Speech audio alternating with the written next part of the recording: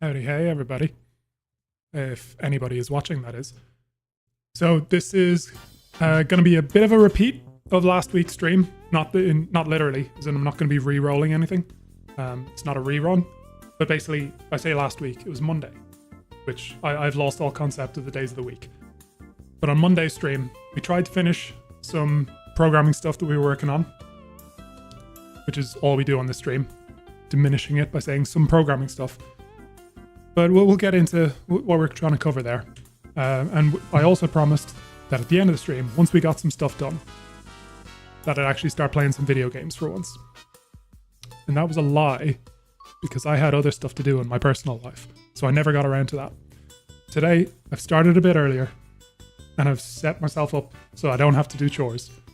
So hopefully I'll be around here for at least, 3 or 4 hours. Hopefully, 3 hours, let's say. Hopefully enough time to make a decent bit of progress with the code and then have about an hour at the end to play some games. Fingers crossed. So yeah, so what are we doing today? I will show you over here. And there I am. So what we were working on previously on my website. Actually, no. So what are we doing? In the code base for LocalBoast, I put together a code component. It's nice, isn't it? It renders some plain text with syntax highlighting. Now, I didn't do the majority of this. The majority of the actual magic of that is done by Highlight.js. But what I did do is wrap it in a nice hook and a nice component that does it all, that takes out all the messiness and allows some customization through, through style props and specifying a color scheme to go through some presets. But also, what I did in last stream was something that I will take a lot of credit for, some magic I did to make this thing be editable. So where is it? This one. Yeah, so the majority of them are just readme only. It's just a bit of plain text, rendering some syntax highlighted code. What I did is make that be editable. So I can click in here and I can type some stuff. Oh, it's magic, right? But what we want to get from this, basically the end goal of all this, is to have a way to play back code changes for the sake of demoing, and specifically in my selfish case, for the sake of making YouTube videos that explains code changes and explains tutorializing how to do stuff with code. And I saw this is all based off some video I saw that had a really nice representation of code changes, as if he was typing in real time, but it was all smooth and flowy, and so he wasn't just screen recording an IDE while he typed. And so that's what I want to get out of this ultimately, because as well as having this, having a nice syntax highlighted text element that I can type into, what I have also in my library is this use animated text hook, or the animated text component, which allows automatic animating between two strings that you pass in. So you say case A and case B, and it'll automatically animate the characters based on whatever time signature you've passed in. And so I want to combine these two things and have code, be able to paste in some code or type in some code and say that that's state A, and then type in some code and say that's state B. Now I'm gonna, it'll animate between the two of them for the sake of, say, I'm doing a video and I'm saying, oh, this is how I built this hook. I type out this line, and then I was like, oh yeah, I need a use effect here, so do that. And you could just have that be saved almost like slides in a PowerPoint presentation. So that's the ultimate goal of today.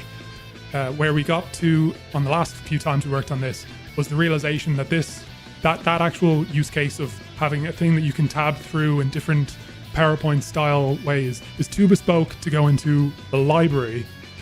That was the wrong slide. It's too bespoke to go into the library that's being shown on Storybook here, but it's the kind of thing that would be perfect for my website. So on my website, I've got this section called apps. The only thing that currently works there is this Etch-a-Sketch component, but it's an example of a way of taking the hooks and functionality that are provided by the library and implementing some really cool functionality with very little effort. So in this case, in the case of the Etch-a-Sketch component, we've got the ability for new follower viewers to interact. Rodrigo X_33. Thank you so much, Rodrigo. You're giving me a very early follow today. Last stream on Monday was the very first stream I had where I didn't get a single follower, and it hurt me deep. I think I've streamed like 10, maybe like 11, 12 times. Every other time I've gotten a follower, at least one. And sometimes I've had to stream for like 3 or 4 hours to get that one follower. But yeah, when I streamed on Monday, I didn't get a single one and it hurt me deep. So you have already saved me from that peril today. But yeah, thanks for watching along. Can you send JavaScript tips for me? So I don't have any like offhand tips that I can send, but if you have specific questions, feel free to ask. I've been using JavaScript for like 6-7 years now, so I have a fair idea of it. But yeah, I don't really have like any textbook quick tips or anything. But yeah, I'd love to rant about stuff if you have specific questions for me. Yeah, so this Etch-a-Sketch component is an example of something that I've built on my website using functionality that's in my library.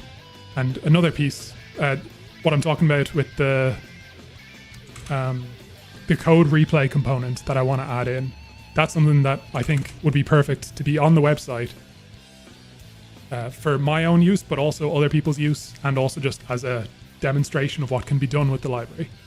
So that's what I want to go in here at this apps/relay route or replay route. And that's what we're going to be building today.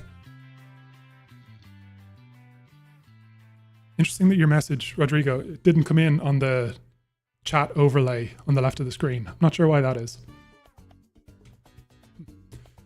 Anyway, I'll keep an eye on chat in case you do follow up with some questions.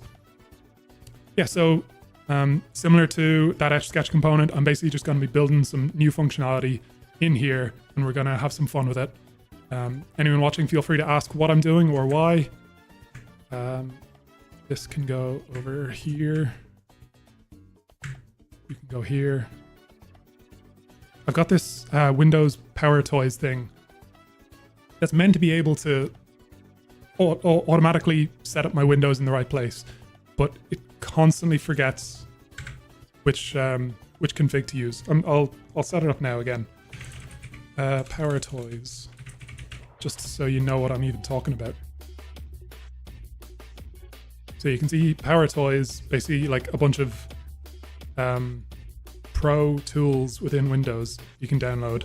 You can set up these fancy zones that allows you like to customize where things will snap to on the screen. And yeah, there's this code plus demo thing that every time I change my monitor config, I need to change what fancy zone to use. And that basically allows me to hold shift and just drop these things in the right place. That's what I was trying to do there. Okay, this is zoomed way in too far, but yeah. So this is what I was working on the last day. So I set up this paths replay route, and that's where we are today, but it's not linking to anything because I don't think we have a replay component.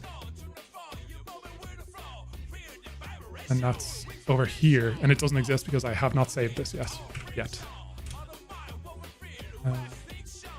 So just save that out so we have something to actually render on the page.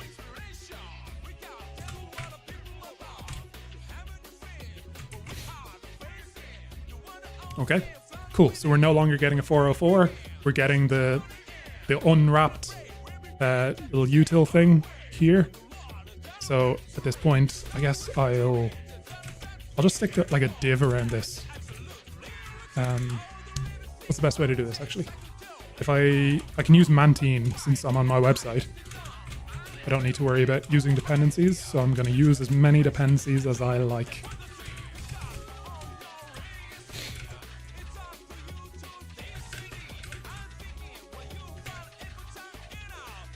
And I'm going to set this to be height 100.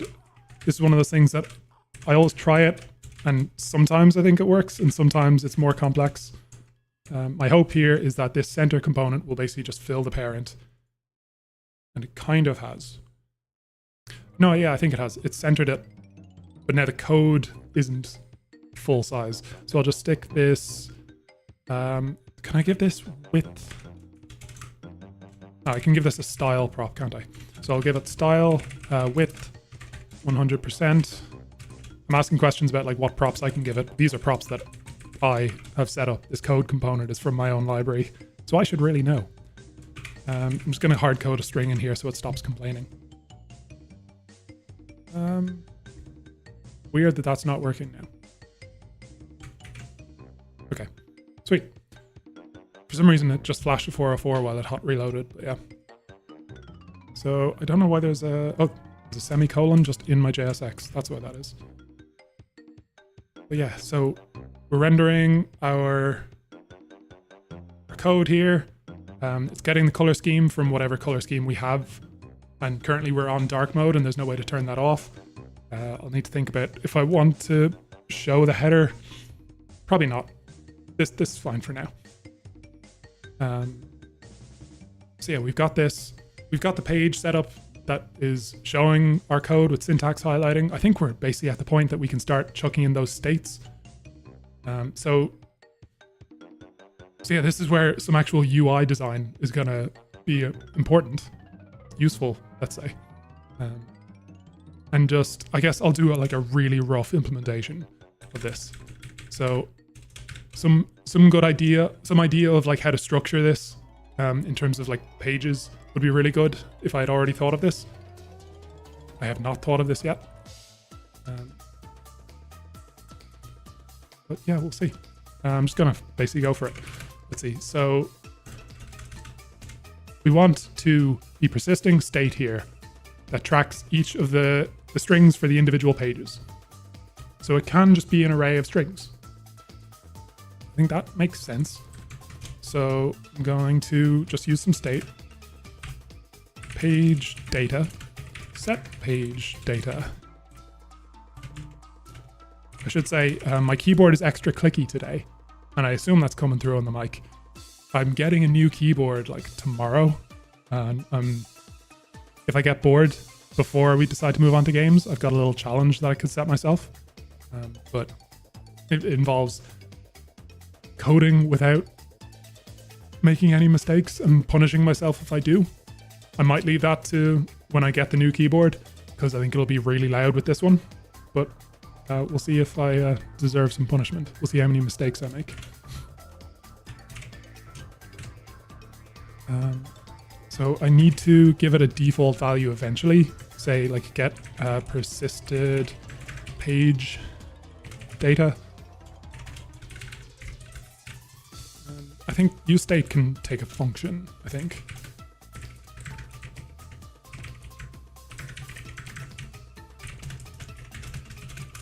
Because in here we want to eventually load in save stuff from local storage so that if you refresh the page, all of your changes aren't completely gone.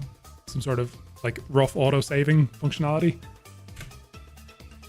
But for now, I'm just going to hard code it as an empty string, or an empty array of strings rather. To do add some local storage stuff.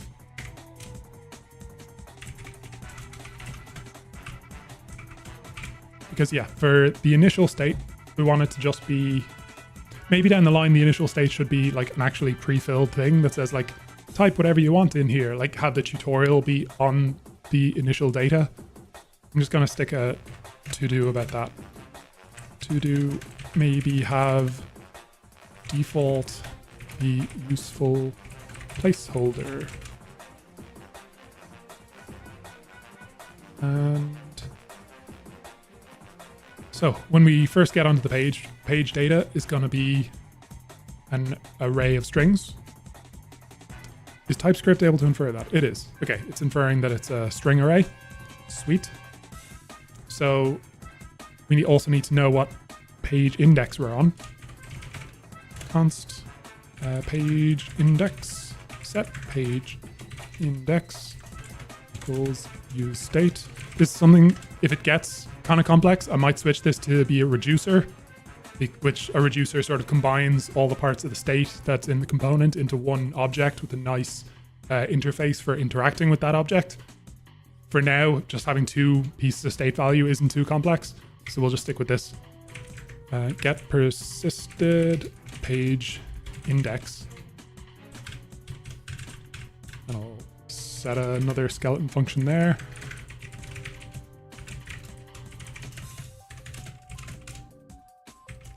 To do add some local storage stuff.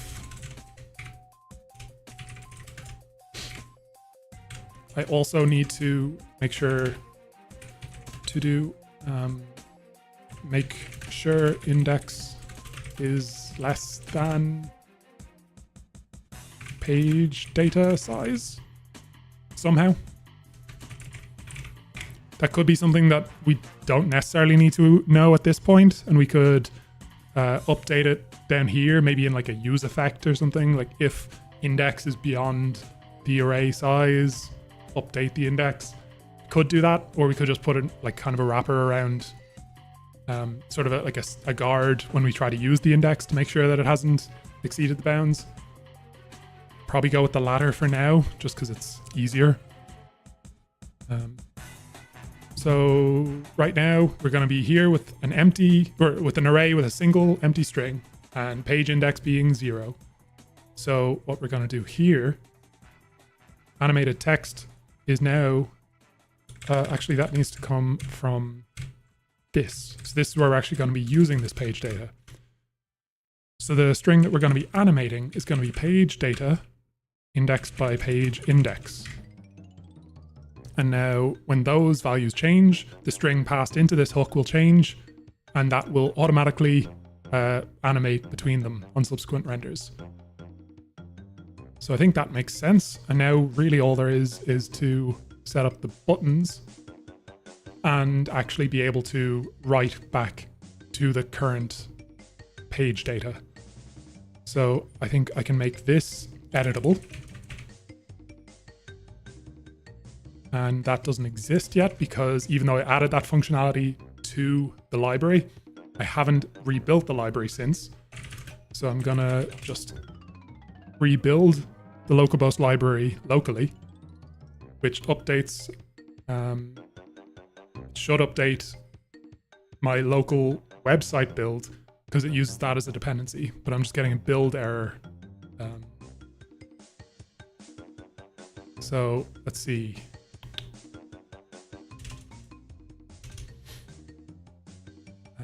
Bear with me. Music sting. Sorry, I just got to fix a build error. So animated text. I think it's probably just like a TypeScript error, something not being used when it is imported. Type undefined is not assignable to type string. That's weird. So the build is giving me TypeScript errors, but VS Code isn't. Child text equals children is where it's complaining.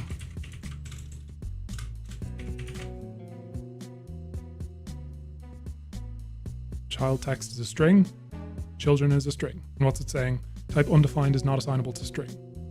React node is not assignable to string. So I think it's because children is a React node. Okay. Can I do that? Because basically I'm checking if it's a string and then using it as a string. And TypeScript doesn't like that because it hasn't realized that it's a string at that point. Okay, that fixed one of the errors. TypeScript is silly sometimes. This is one of those things where TypeScript can be really helpful, but then other times it's just a pain in the ass and you have to hold its hand to actually get any use out of it. So line 28 saying that children is child is possibly null or undefined.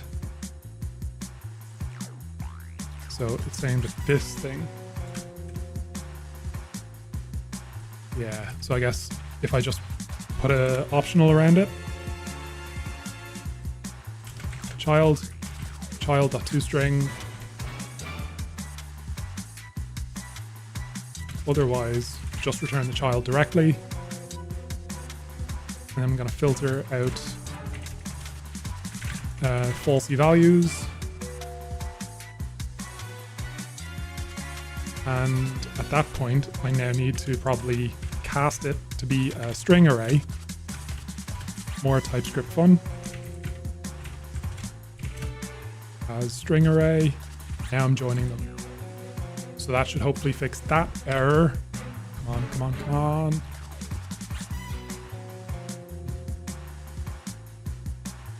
So that's giving me a new error.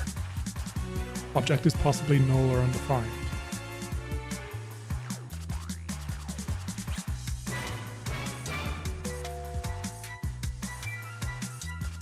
Oh, did I put the brackets around the wrong thing? Okay.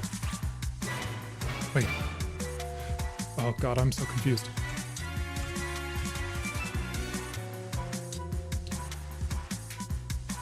What is possibly null or undefined? I want to show you what I'm actually complaining about here. Just need to make sure that I don't have my IP on the screen. So basically, I'm getting this build error. TypeScript is complaining at build time, but not in the IDE, which is always great. And this, I could have verified this before going live. I didn't foresee TypeScript being a pain in the ass. So it's saying object is possibly null or undefined.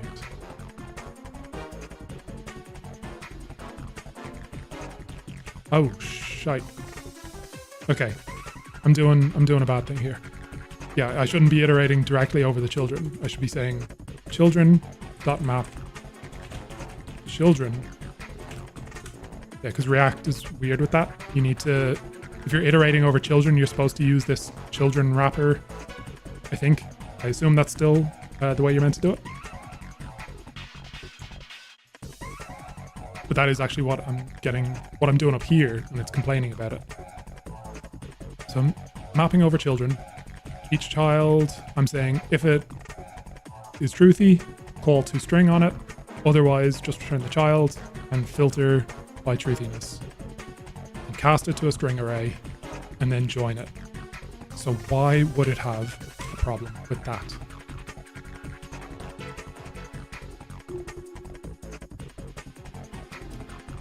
Line 29, character 13. Is that here? No. I guess that's the start of the call. This is really freaking annoying. Is it that it's complaining about? Do I have to enforce that this exists even though I've just put a check right there?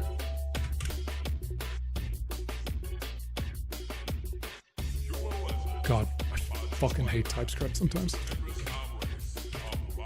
TS, ignore. Should have done this a long time ago. Yeah. Because of fucking code formatting, it's moving my TS ignore. That's so fucking annoying. It's getting rid of my TS ignore. What the goddamn? Okay. How the fuck am I gonna fix that? TS, can I do an inline TS ignore? TS ignore line. Is that a thing? No. Oh, for fuck's sake, this is such a tiny little TypeScript pain in my dingus. Why is it moving my comment? It's so dumb.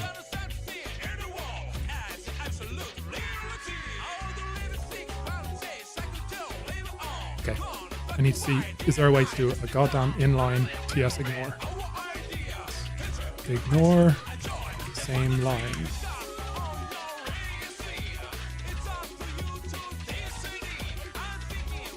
there any way to do this?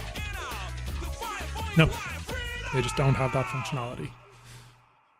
Oh, this is going to be a productive stream. This is going to be a productive stream. I'm promising you.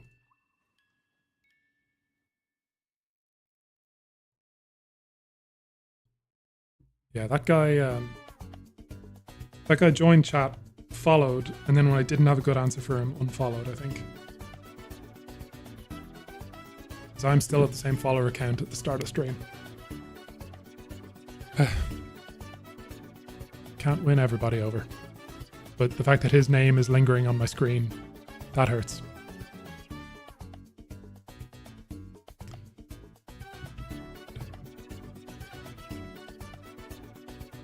Okay. Just need to clear my head here. TypeScript is throwing an error on this line. Is it 30 or 31? It's complaining about line 30. Why would this be undefined? I'm just going to throw TS ignores all over the place, and one of them is going to do something. Okay.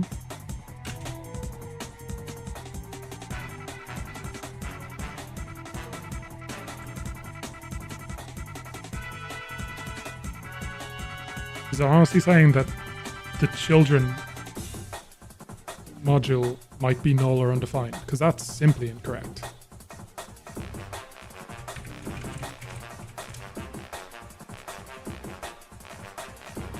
Look at this shit. Animated text. Object is possibly null or undefined.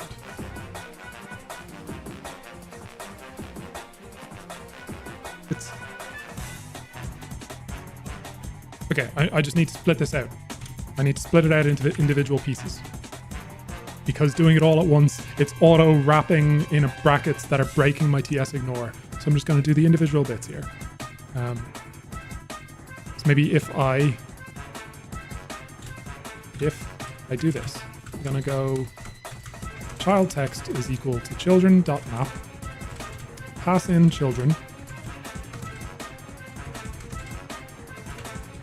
and there's the child.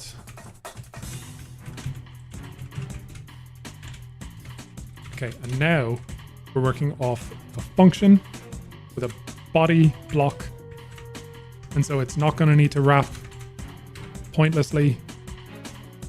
So if child, I'll just say return, screw it. Return child dot to string, otherwise return the child. There's our block. Okay. But now I'm going to filter that to only truthy values and then cast it to a string. This is probably going to wrap automatically, isn't it? And then join it. Okay, so it's doing the thing again. I just want to see where the error is. Line 29. Is it saying that this might be null or undefined? I don't think so, because I put an exclamation mark on that before as well. I need to give up on this real soon. This is going to kill me, kill the stream, kill everything if I cannot just get TypeScript to be my friend. It's the fact that VS Code isn't complaining that's really getting to me. Like, if I do another TypeScript error here, let's say, I just want to make sure that TypeScript is even working in VS Code. Const thing equals true. So now it knows the thing is of type true. Okay, that's fair. I thought it would be of type Boolean, but yeah, TypeScript is weird. Now if I assign it a string, it's complaining. Because VS Code works. TypeScript in VS Code is correct. The TypeScript that's in this build is incorrect. It's simply incorrect to give this error. Now I'm trying to work around it being incorrect and hold its hand because TypeScript is not my friend. Okay. So I'm just going to not do the filtering thing. And hopefully that will stop it wrapping needlessly. Because yeah, I only had that this guard in here in the first place because of a weird build error. So let's just do this.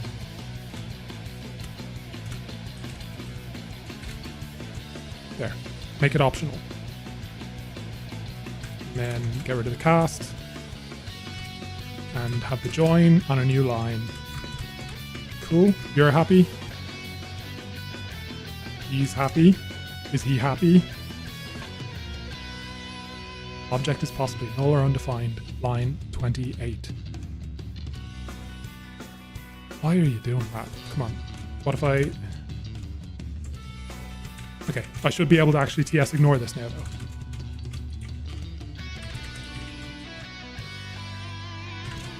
Because I simply disagree that it could be null or undefined. The build went through. Hurrah. Fuck me, that was a hell of a detour. Oh.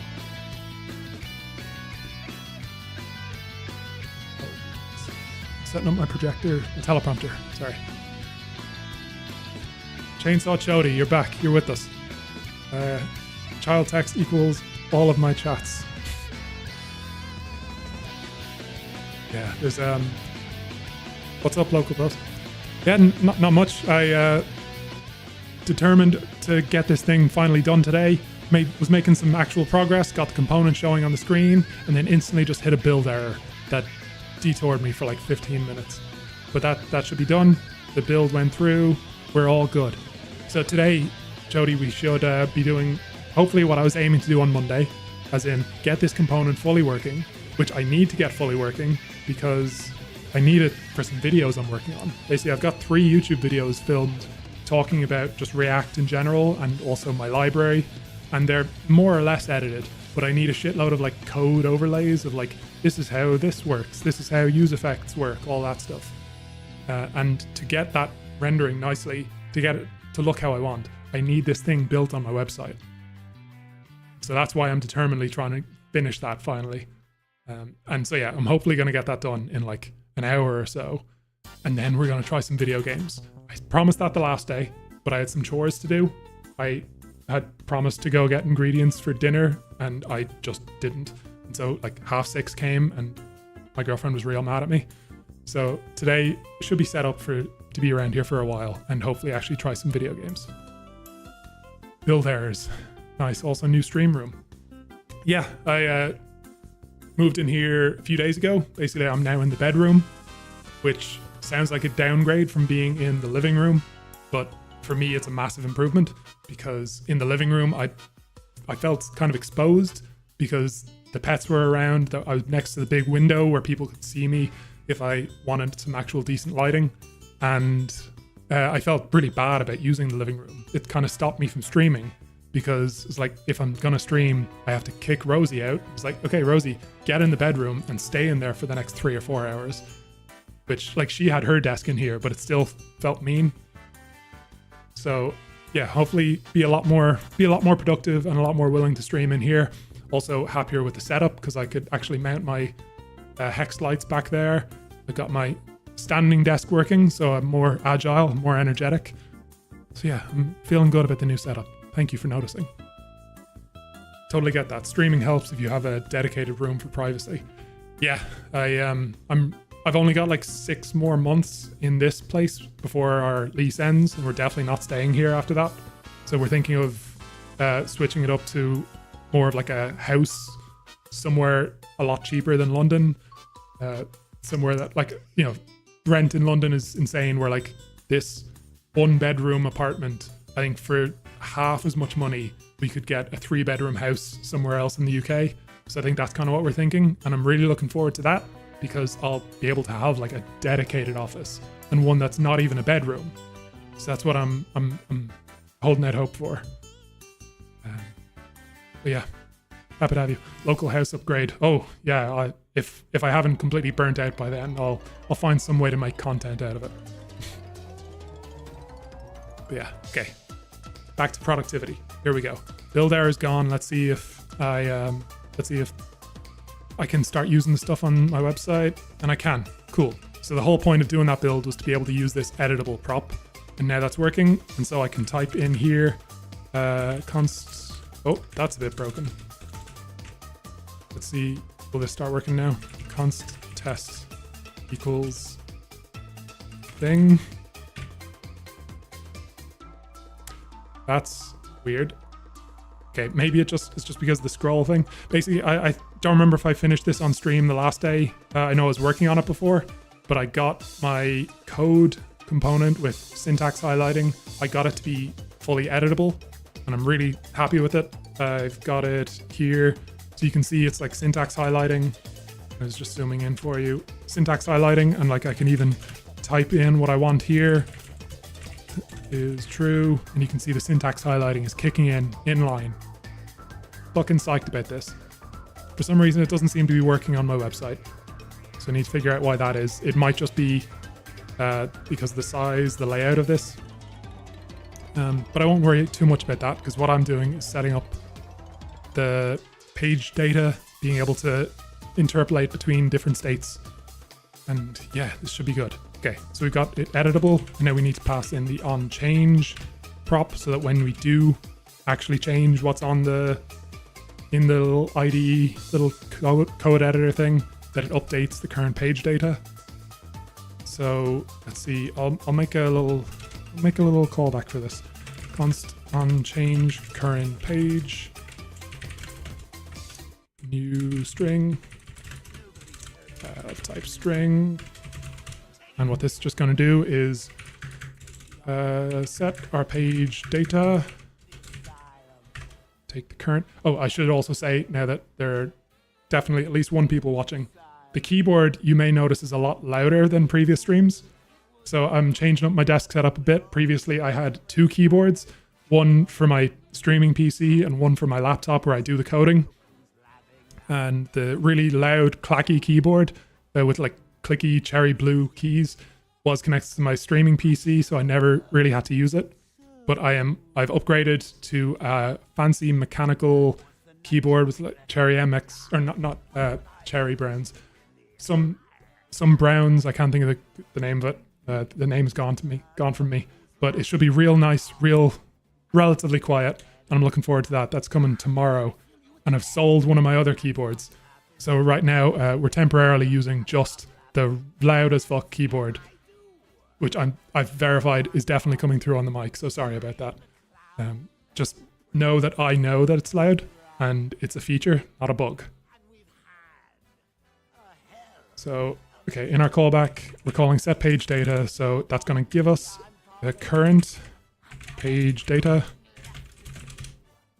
And we're just going to return, actually, I'll create modified page data is a spread of current page data, and then modified, I'm going to switch the song.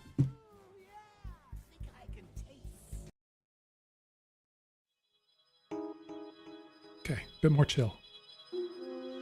Some MGS music, that's what we needed. Modified page data. Index it to our page index. Is going to be our new string. And then return that. So that should be good for updating the current page.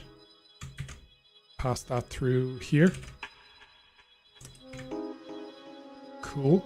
And now we need a way of adding new pages and updating what page we're on. So this is where we're finally going to look at doing that tabbed interface thing.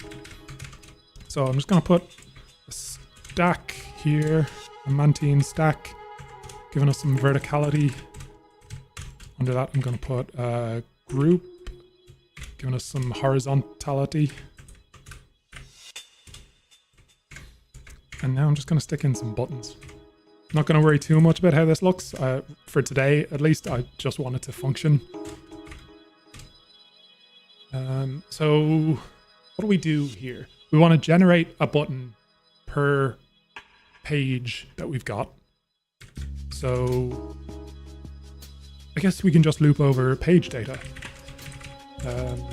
Page data dot map page string, and I'm going to return a button. Page index, it's the main thing we care about. Key page index. Normally it's bad performance, it's bad show to use an index when you're mapping over stuff as a key for something. And there's valid reasons where, like, I think if you're able to drag and drop stuff using a key that's an index based can mean that it can think two completely different elements are the same because you've given it the same index. But here, it might be something I need to look at. But then if that is becoming a problem, I might need to change page data to be an object with a unique ID assigned to it. But that'll just be a lot more effort in terms of persisting it, especially.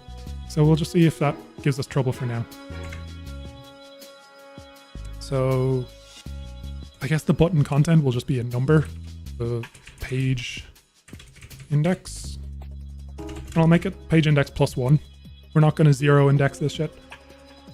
And on click is going to be, it shouldn't be two of those. Oh god, autocomplete screwed me over there.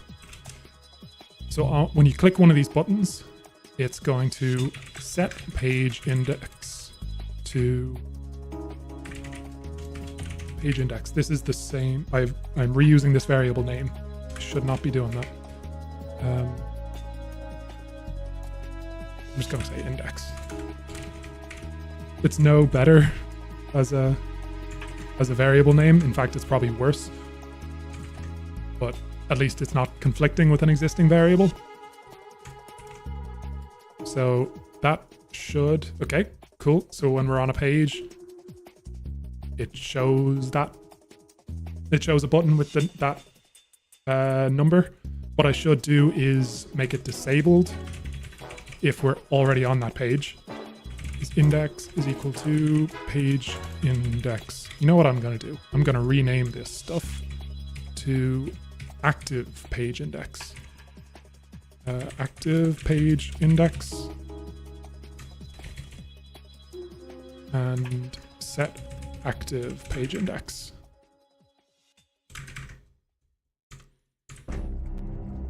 And that means that this can now become page index. And we can all be happy that Connor is using some good naming.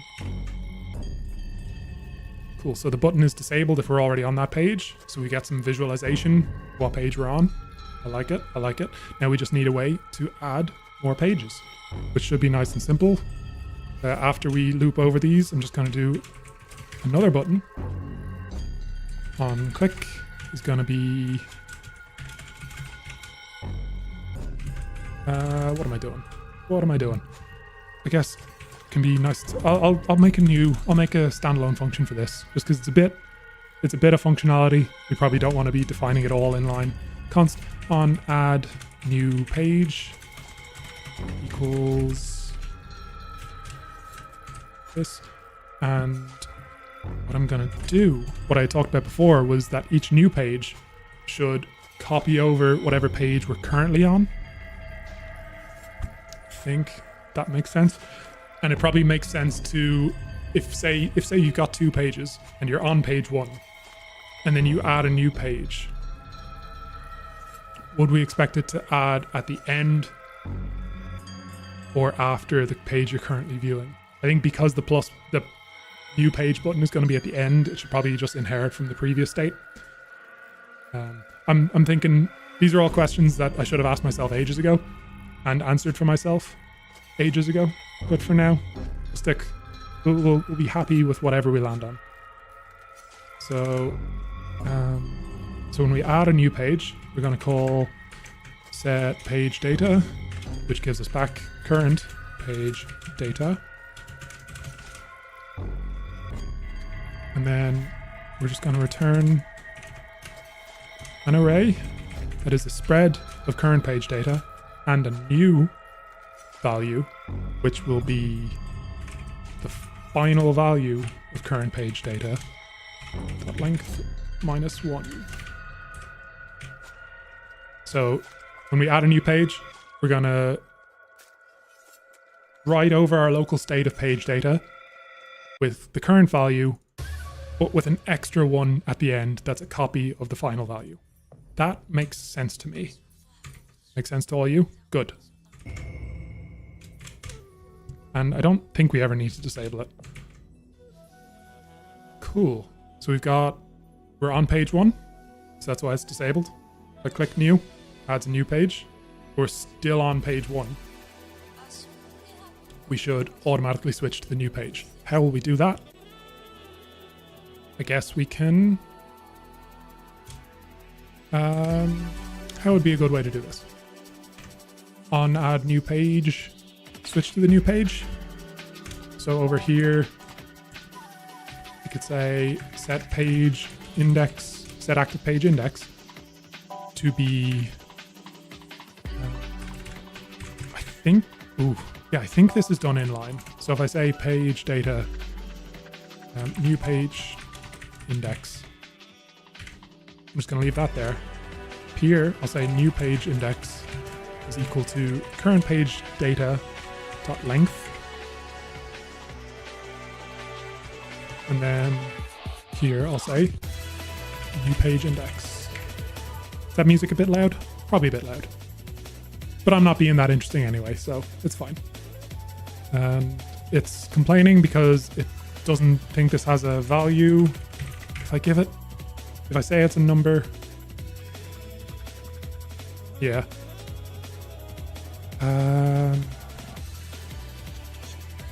If I just make it 0, screw it. I'm pretty sure that this will have executed before this does, but we'll check that now. So if I'm in here and I add a new page, it takes me to that new page. Fucking sweet. And I can click between them. So what if I need to fix this sizing. It's all over the place. But if I type in here, test this is a test. So yeah, so my hack of making the code editable by overlaying 2 versions is causing some problems. Might need to figure out why that is. That spooky music was perfect for React.js. Is React.js spooky to you? I guess I've never actually asked Cody what it is you do, or like what your expertise is. I assume you're into React and web development, but maybe you just like the sound of my voice. To me, React.js is like a big warm hug. TypeScript is a bit scary to me still. But okay, let's see if our thing even works here. Oh, it does. So page 2 has no data. I go to page 1, the data writes in. Go to page 2, data goes away. Fucking sick. What would be a nice way to be able to delete a state? Would we expect there to just be a little trash can underneath the buttons? Or would you expect to have to go onto the page and click a delete button? Maybe both. That's maybe a delete icon in the button, but that might not be great for accessibility. Yeah, I'm just gonna stick a little trash icon underneath the buttons. That's what we're gonna do. Don't know if it's the decision I'm happiest with, but it's this decision we're gonna do. So this is gonna be a stack. Our key is gonna be on that instead.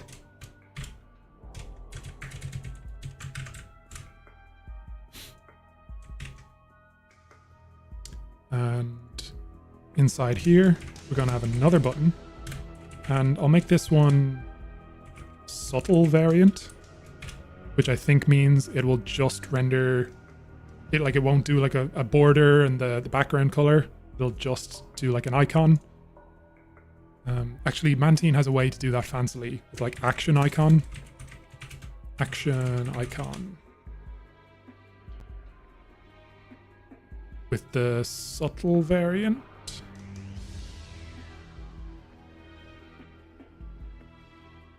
I'm just gonna search subtle. Nope, does not say that anywhere. Yeah, I'll just go with this. Or actually, does action icon work as a button? Or do I still have to wrap it in a button? I'm not certain of that. React is terrifying. Now, I completed a full stack course a few years back, but I'm currently working as a general all-around IT guy. Nice, nice. Yeah, I've done that sort of like general IT thing before, more or less. Like, I've only ever worked on teams that are very much web dev based, but I don't know, having stepped away from it, I hate the idea of like being a generalist. To me, being like the guy who does front-end dev but also manages the servers and deals with compliance on cookie policies and stuff, I hated that. It's just so stressful to me. So that's why I'm so determined to just be front-end stuff, just be flashy front-end React stuff for me. From my experience, React was definitely the juiciest aspect. I enjoyed using JS for functions and whatnot. Yeah, I think I've said this before, that I do not know how web development works without React. There's probably a lot of React developers who have been through all different kinds of frameworks. They've did basic vanilla HTML and JavaScript, and then did a bit of jQuery, and then found React. I went straight from knowing nothing about web development to learning React. So yeah, if I had to implement something without React, I'd be like Googling, what the fuck, do you put like a script tag in the header? I don't know.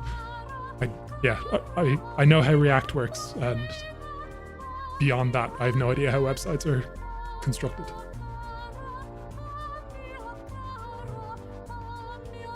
So yeah, what I was trying to see is they have an on-click event handler. So they work as a button, I think. Because that's what I want here. Let's see if I can just use an action icon instead then. Action icon, and the icon is going to be a tabler icon of trash can. I think I have tabler icons installed here, do I? Package, LocalBoast, tabler, I do. Sweet. Tabler React. So I'm just gonna grab a trash can, come on. Show me icons.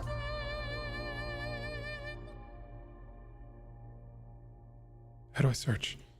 How do I find some icons? Tabler icons.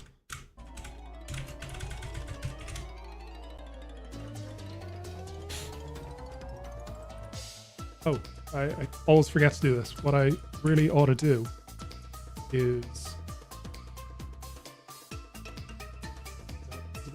There we go. Yeah, I had that. I removed the follower goal from the overlays because I wanted to maybe have some usable stuff to put into a YouTube video and not have a really cluttered UI at the start of the video.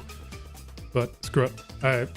One minutes after I started streaming today, someone joined the chat, asked a question about React, and followed. And then a few minutes later, he was gone because I didn't give him the answer he wanted. And my follower goal was the same as it was when I started streaming. So I think he followed because he wanted an answer. And when I wasn't the fountain of knowledge that he wanted. Yeah, left in spite. Or I'm completely wrong. The follower counter just hasn't gone up at all, but as a bug. And maybe he's still watching. Who knows? Maybe I'm a bad person. I'm so confused. How the hell do I search for the icons? There we go. Okay, why did Google not show me that? Trash. It's just called trash. Perfect. Really could have guessed that. Trash icon. Is it called icon trash? Icon trash.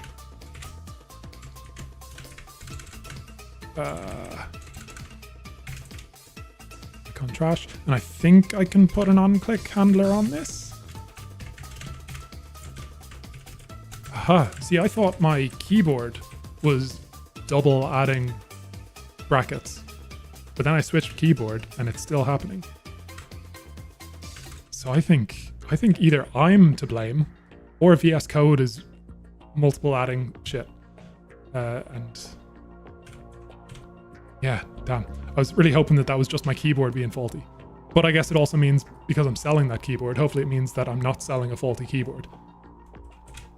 That was one of the things I was considering, and maybe I'm still considering for this stream, was doing a bit of a challenge of like anytime I mistype, I have to go and do a typing test just to force myself to stop mistyping. Maybe we'll consider mixing that in for a bit of fun. But with the really loud as fuck keyboard, might not be the most enjoyable for you guys. So when this trash can is clicked, I need a new function for that. On remove page. It'd be nice down the line to be able to like undo if you remove a trash can, or when you remove a page and you didn't mean to. But this is just a dumb little app for my own video production. We'll see if I add that eventually. Maybe I'll add like an undo functionality into LocalBoast as a general thing that anyone could use for multiple purposes. It could be fun. But for now, okay, on remove page, and needs an index of type number. And this should be really straightforward. So we're just going to set page data, and we're going to return current page data. We need that.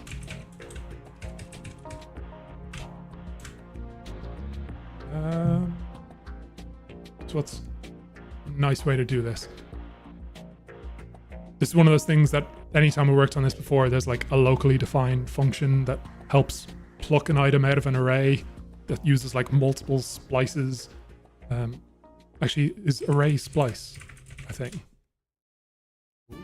Maybe. Inserts and places. It can also remove.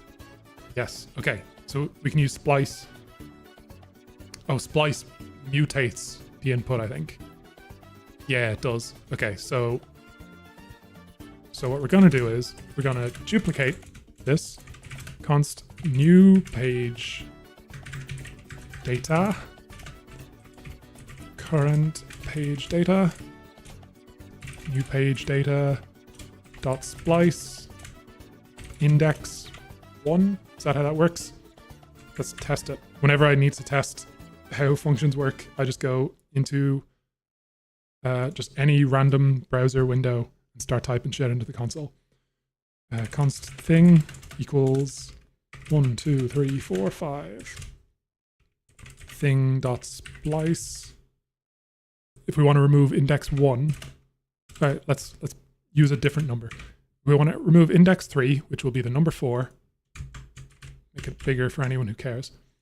We want to remove one character. The music has stopped. What's going on? Here we go. So it's returned us the character it deleted, and then if I try thing, cool. It works. Okay, so now I can just return new page data. So down here, when our trash can is clicked, we will simply call on remove page, page index. Like, I don't want to overstate things, but I think we might be done.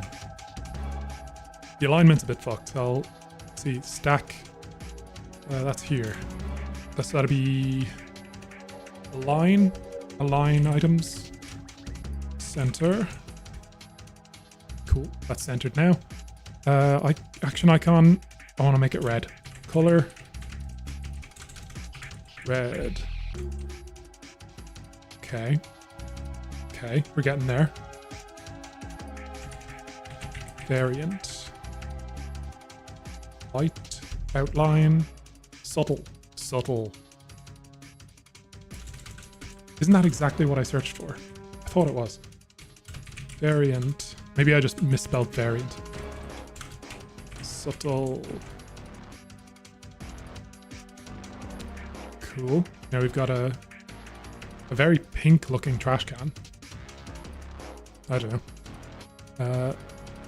We shouldn't be able to delete the final page. That's something. Oh, and this is not aligned correctly, so we need our group to align flex start. Yeah, so that's up at the top now. Sweet. So yeah, we just need to disable the trash can if we've only got one page left.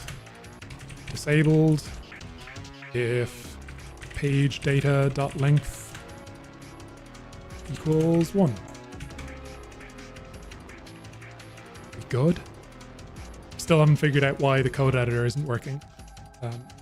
I wonder if I just put like a fixed size on it. So I've set width 100. That's why that broke, because I need to make this width 100. Width 100%. And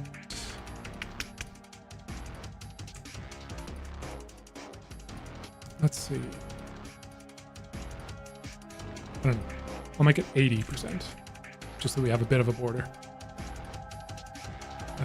I'll make this align center. So this goes in the middle. Cool. Cool. And I want to give it some height.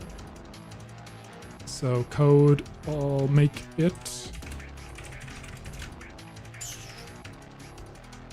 500 pixels.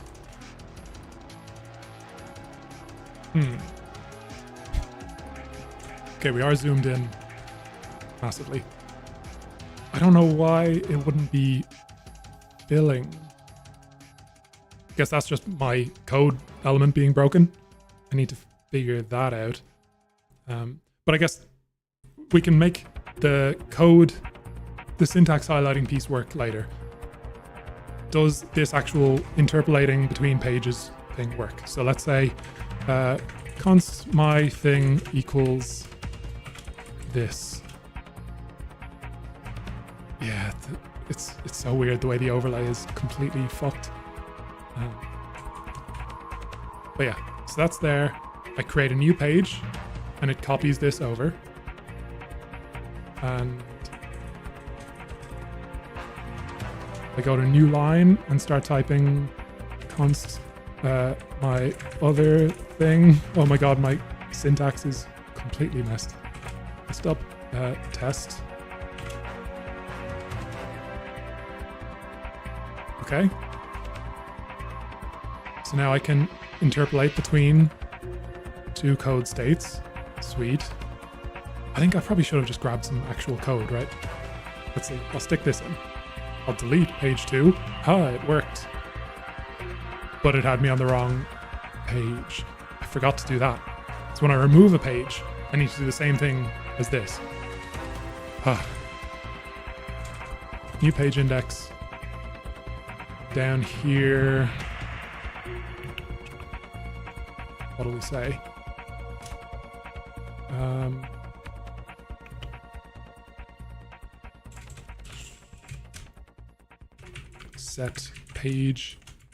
Set active page index, current page index.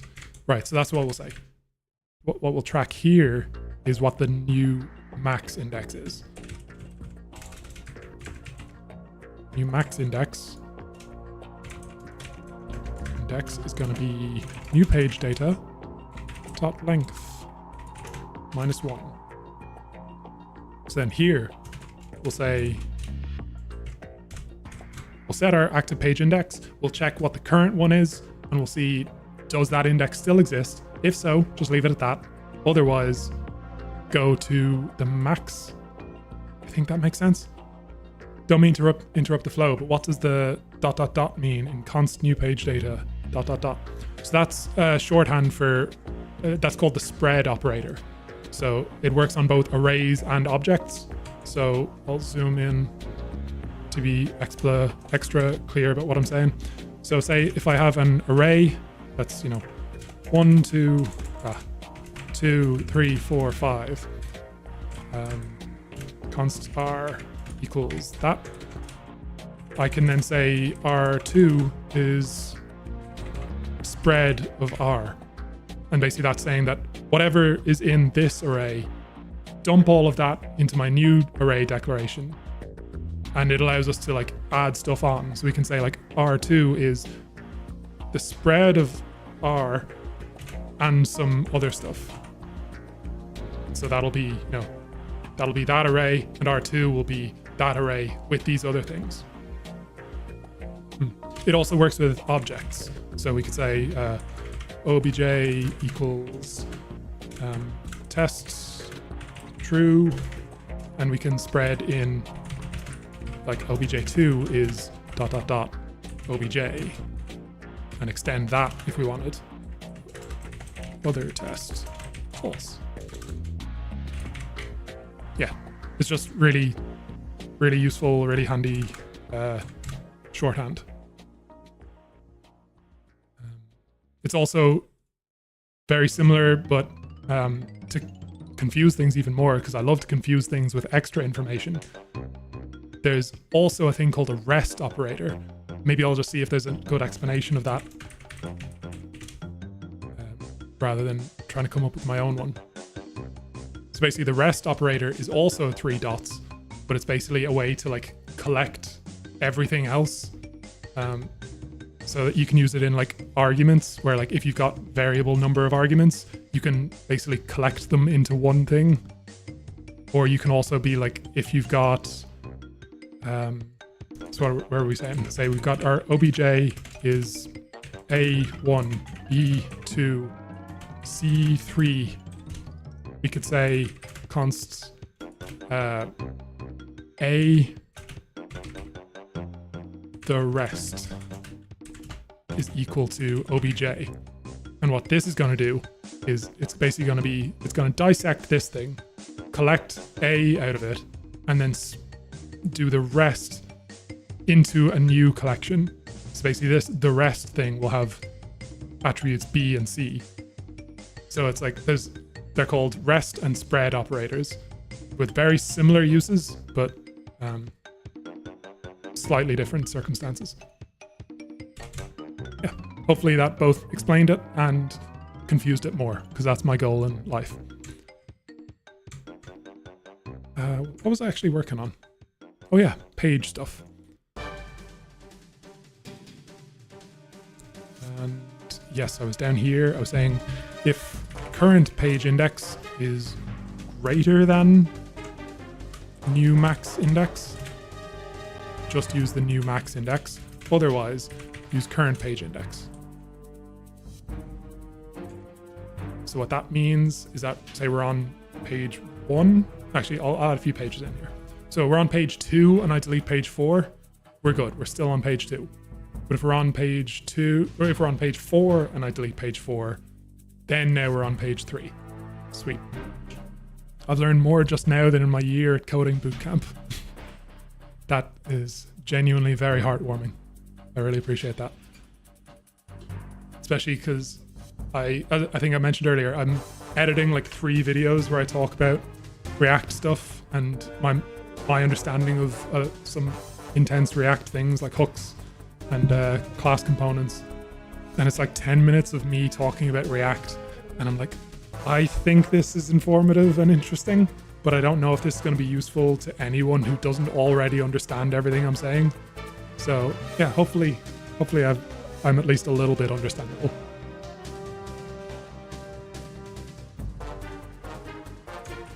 Yeah, so that's there. If we type in here, and it even works on the deletion aspect. Sweet. So we go state 1, state 2, state 3. Cool. So I think this component just works. What doesn't work is the goddamn editable overlay thing. Need to figure that out. But I'm just gonna go ahead and commit this because this fucking works. Add code, page code replay thing. Sweet. The commit was hidden by chat, but you hopefully understand what Git is and why I'm doing that. So yeah, now for the lovely part of trying to understand why the devil my code highlighting is not working. Wait, what is this? Could not find the language undefined. Oh.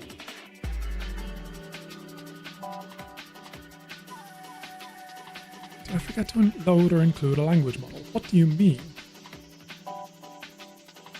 I thought it automatically did that. In fact, I was pretty certain it automatically did that. Because over on Storybook, like this is syntax highlighting automatically. Add code replay thing. Yeah. So I sort of go back and forth between being like really good and really bad at code commit messages. A lot of the time it's just like random dump of the last 2 weeks of work, and sometimes it's like add one specific file that does this particular thing, and it's really informative. Just inviting the dog up on the bed. That's the other nice thing about being in the bedroom, is the dog isn't constantly running up to me with their rope asking to play. If she's in here asking for something, it's likely that she wants up on the bed. So let's see. There you go. Yeah. So hopefully we'll have less of a sad, crying, agitated Luna, and we'll have a lot more of cozy Luna. Let's see, can I show her? Where is she? Is she over there? Way too dark. Way too dark. I swear there's a dog over there.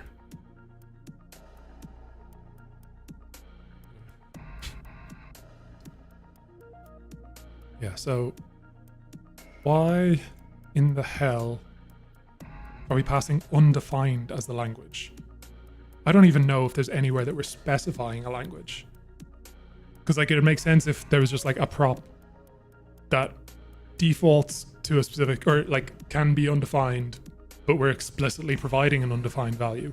But I don't even think that's a thing. So in the code component, where is it? I'm saying highlight element.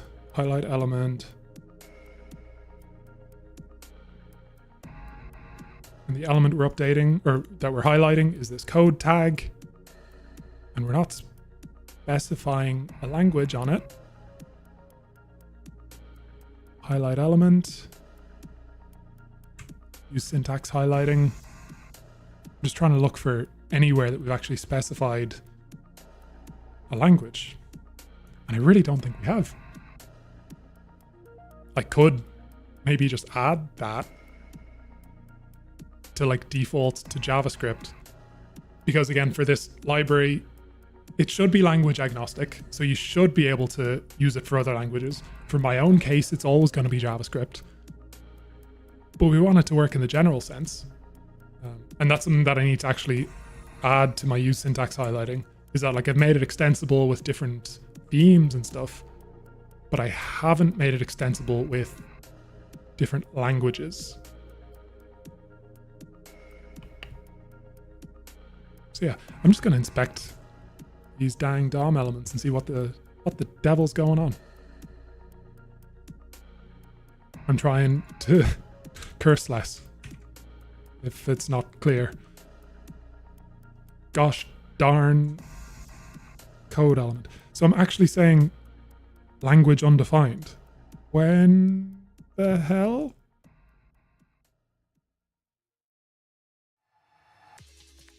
So in my inspector, let's inspect this shit. So we've got code, HLJS, language undefined.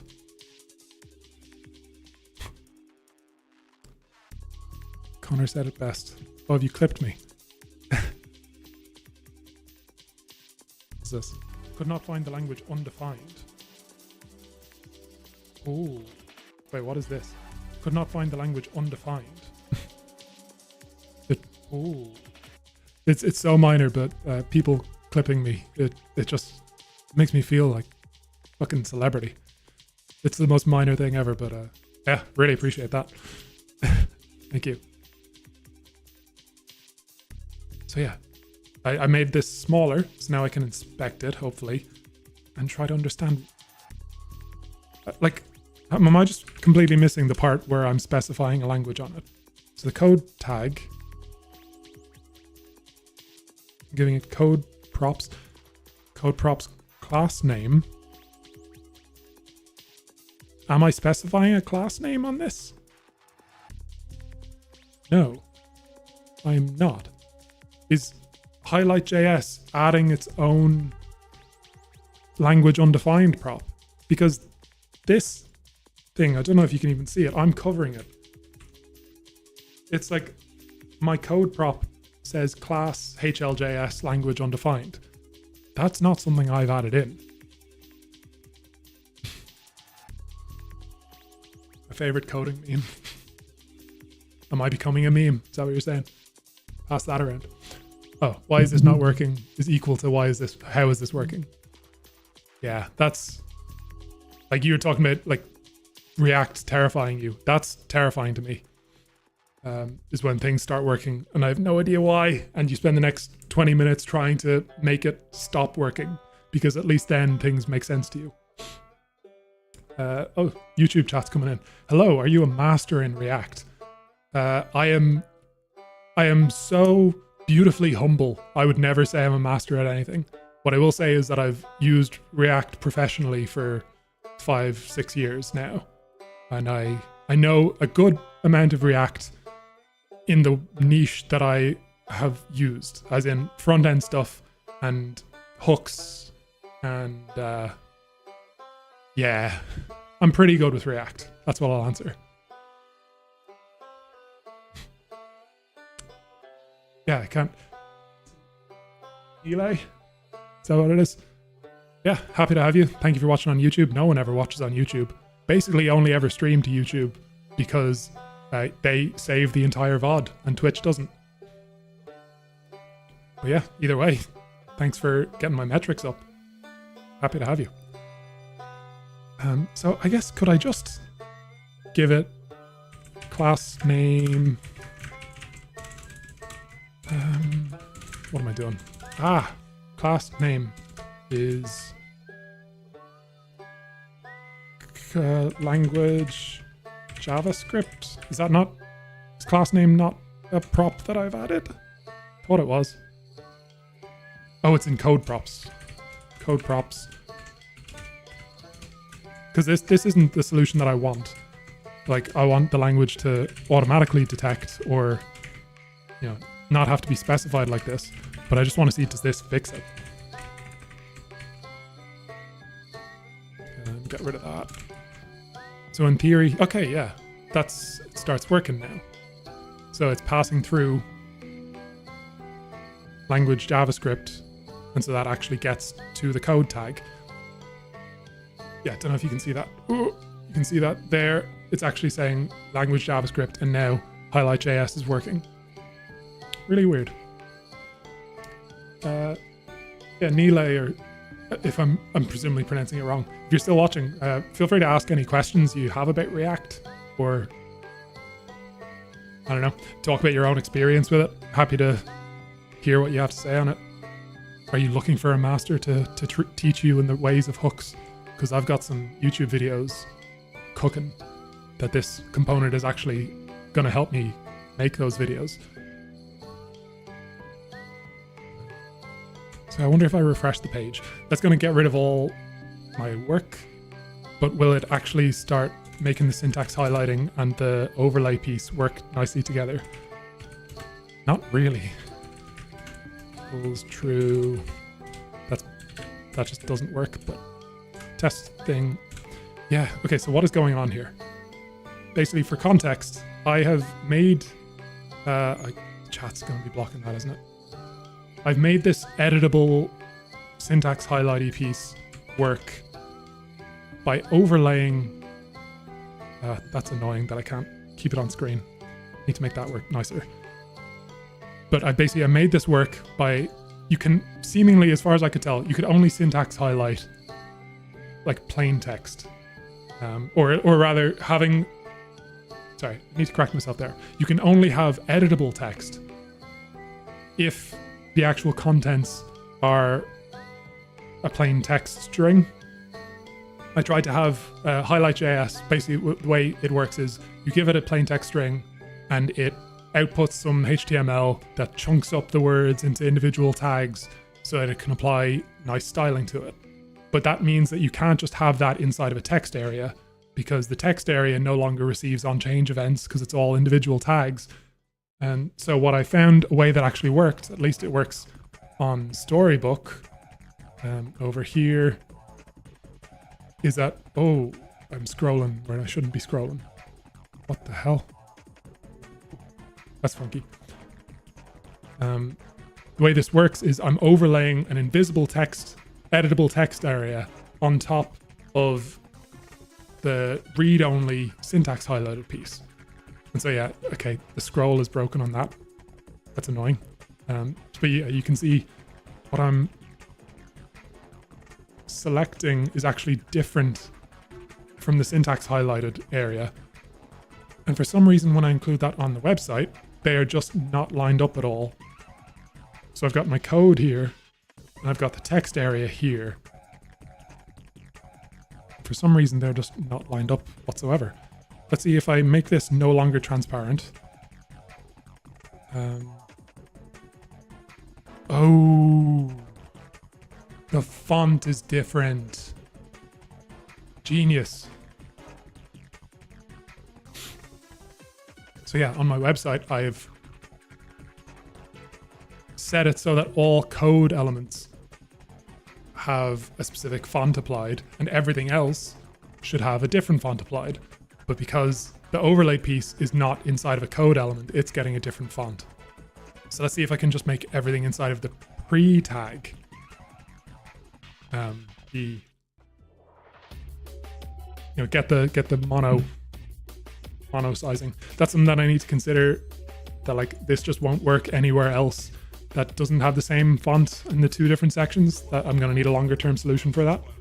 But let's see for now, index.css. So yeah, so you can see that basically I'm saying that everything should have the Urbanist font except for code elements, which should have my monospace font. So I guess if I just make this pre, and this does mean that we won't be able to use pre-formatted text for anything other than code, at least on my website. But I don't think that's really a problem. I don't see why I would ever want to use pre-formatted stuff other than in a code element. But yeah, this should now hopefully work. This should hopefully work. And now it's clicking where it's actually adding stuff where I'm clicking. Cool.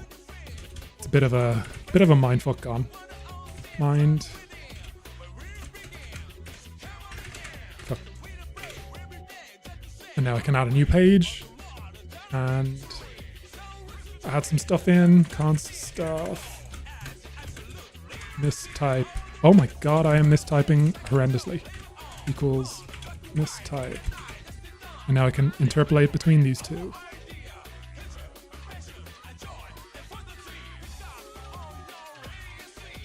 If I go like that, yeah, okay, so it's just removing the middle piece. Cool. I think we might be done with this for now. Oh, actually no, there's one more piece I wanted to add. And right before I do that, I'm gonna let the dog out because she's crying. Be right back.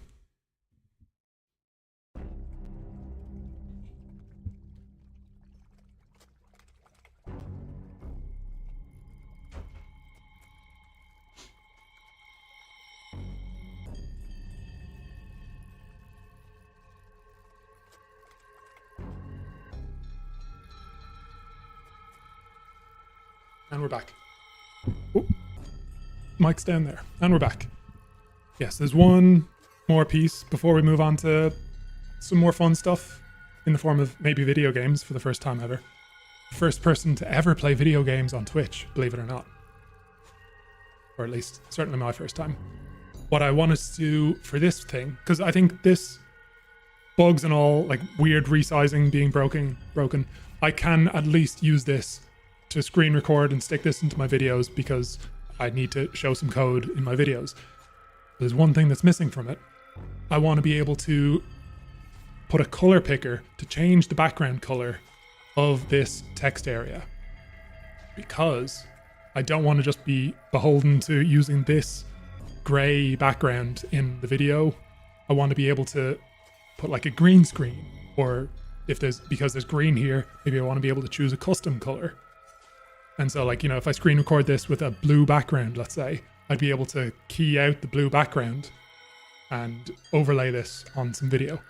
So that's what I want to add quickly before we, very, very quickly, take like 2 minutes, I swear, is a little color picker to override the background color. Let's go.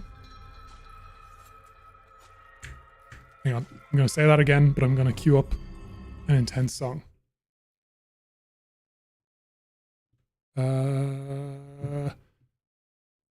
Let's go.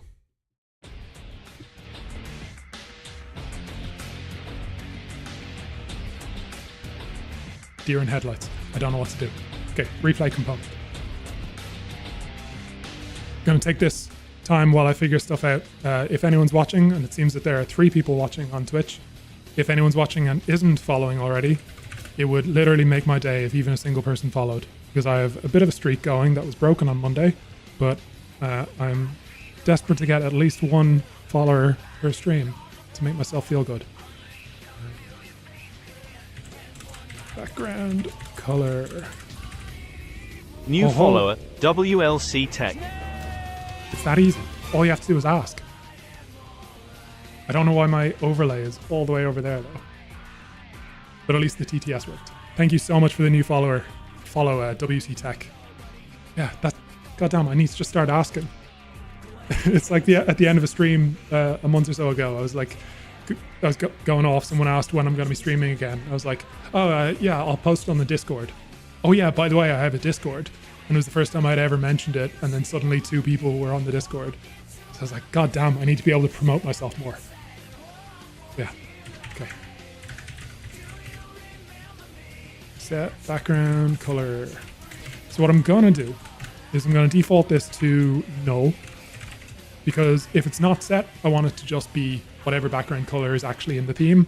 So like right now, the background color is this gray. And what I want to do, I'm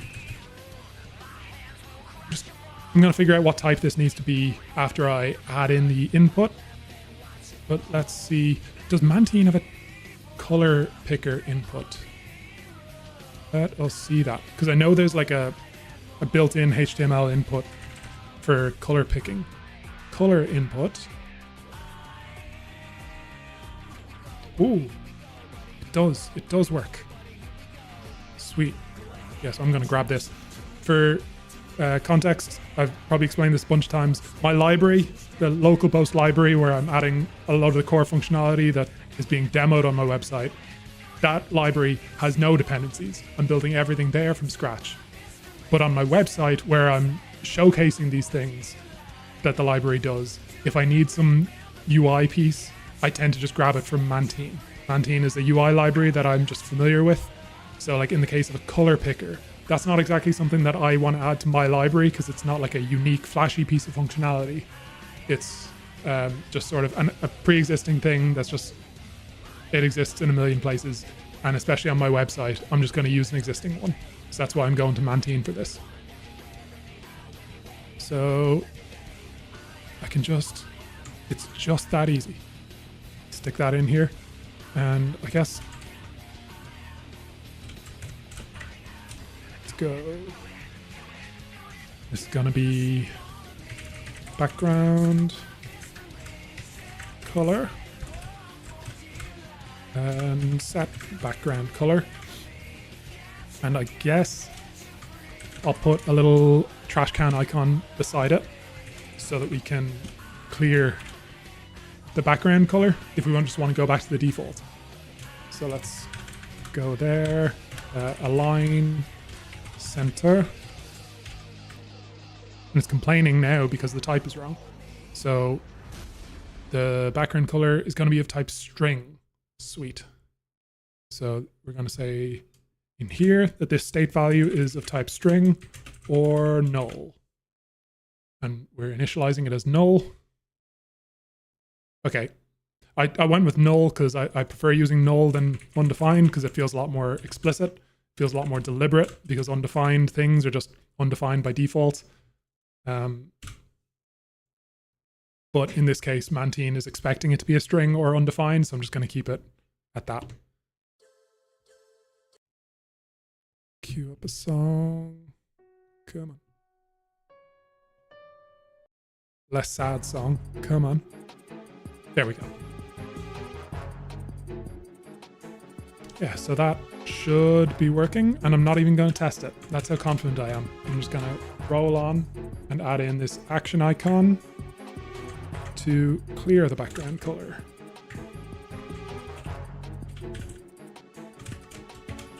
Clear.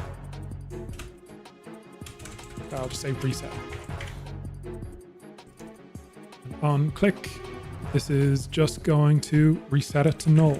Set background color, or to undefined. And we only want to show that if we actually have a value. So background color, and we'll move this up in there. Sweet. And now it's going to look perfect and feel perfect. First time, first try. It's massive. This color picker is massive. I need to change the size of it. But hey, we have a color picker. Yay.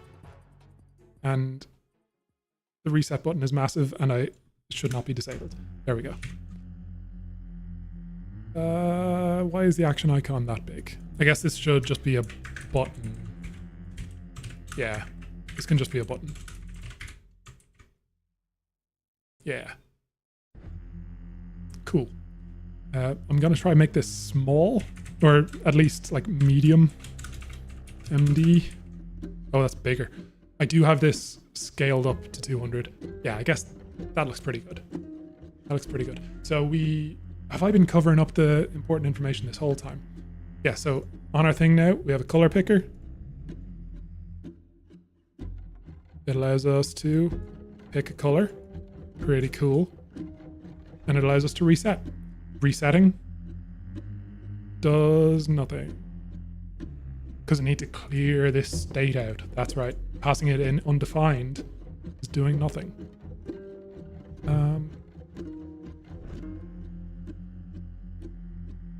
Let's see. How do I get it to clear its value if the value is undefined? See, if I provide it a key. Yeah, let's try this. This might be real fucky. This might hurt the user interaction. Let's say if we have a background color, the key is going to be 1. Otherwise, the key is going to be 0. And basically putting a key on a React element makes it so that whenever the key changes, the element unmounts and remounts. So any local state it has will be cleared out. So let's see. I give it a state. I click reset. Then it goes back to the default. God damn, I'm covering up the important stuff again. So let's see. I choose a value. I click reset. And now it clears out. Yeah. So that's what I was thinking was a bit shitty with that key solution, is that it does work for resetting, but it means that on the first time you choose a color, it closes instantly because it gets a new key and it remounts. And now I can drag around and choose colors however I like. Again, that's a refinement. I can improve that in the future. For now, we're able to choose a color and we're able to reset. We're good. What I need to do is make this background color actually do anything. So let's see. I want to override this here. So at this point, I'll just make some styles. So styles.module.sass. It's actually been a while since I've written any CSS for this. Actually, I can't do this with CSS because I need a variable.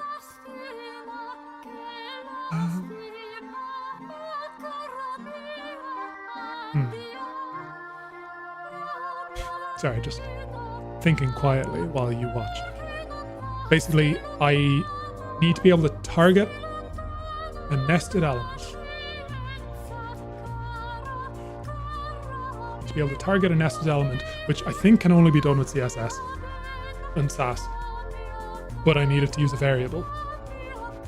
So if that were the case, I could reference the variable in the CSS and set the variable through JavaScript. But actually, now that I think about it, what I might be able to do is, I think it might not actually be a nested element that has that background color. I might be able to do that purely with props. So it's here is the code tag. So this is the one that has the background color applied. Cool. Okay, so at this point, I should be able to say style is background. Oh my god, I'm mistyping so bad. Yeah, I definitely need to do that punishment coding challenge video or stream. I think I said this a bunch of times already, but yeah, so my plan for today, before I got sidetracked in actually working on stuff, was to have like a punishment challenge thing to force myself to stop making mistakes when I'm typing. So that the idea was that anytime I mistyped, and realistically that was going to be like every 10 seconds, I'd have to go to monkey type and do a typing challenge. I didn't do that because I got sidetracked, and also because I'm using a really loud keyboard today, which will be annoying for everyone involved. But that, as proof of concept, I'm going to do one right now, and we're going to see how quickly I type, and is it just being under pressure that makes me do bad. For context, when I do this normally, I get about 100 words per minute, give or take 10. So yeah, let's see how I do. Oh, the music is tense. This is gonna screw me up, I'm sure. Okay. Oh, I've got lost my nerve. I'm like looking at my keyboard and I'm like, where the hell is the H key? I'm just gonna go for it. I'm not gonna think about it.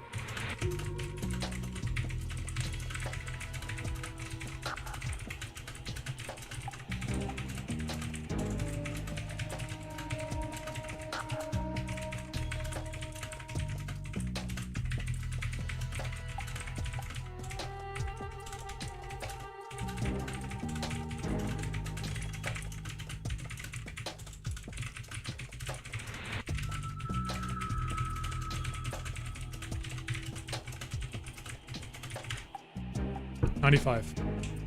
Could have been better. Could have been a lot worse. Now, how fun was that?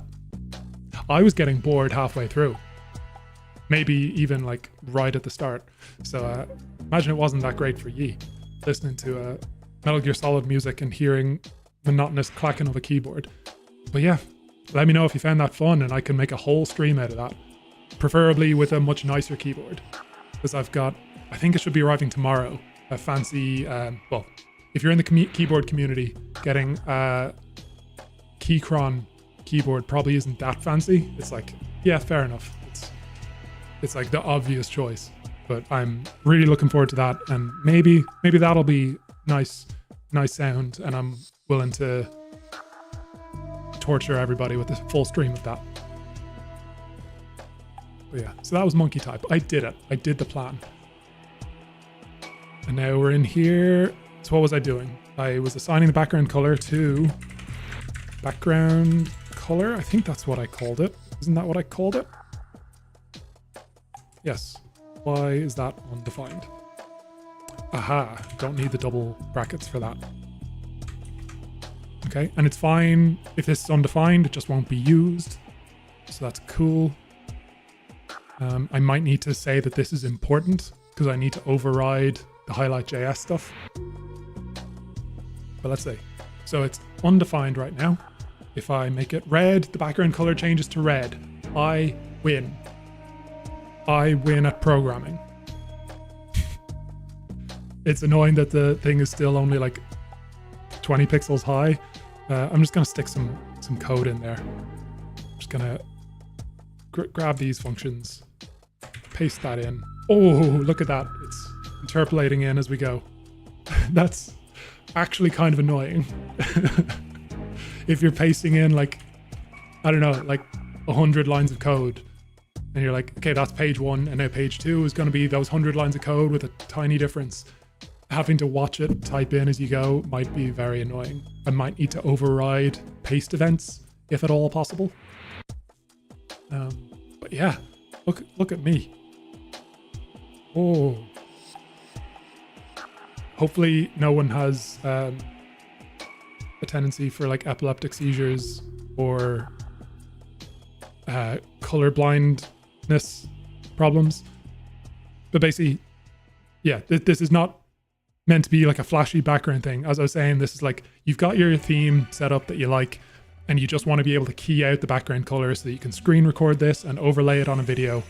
That's why you've got this functionality. So say if you've got a font that doesn't, or a theme that doesn't use the color green, you could just use a green background. Now I could screen record that, stick it into a video editor, key out the background, and we're good. And I think I might be done with the code for today. Nuts. I actually completed what I meant to complete for a day. That's never happened.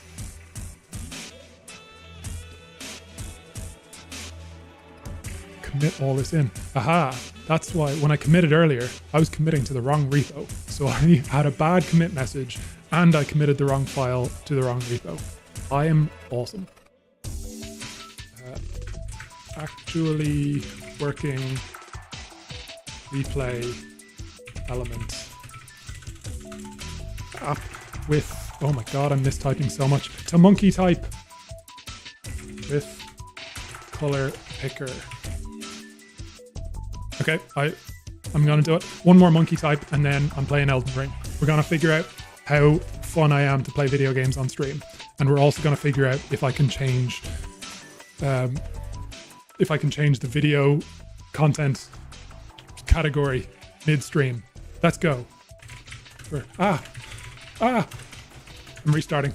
Oh, lost my nerve. I've not had enough coffee.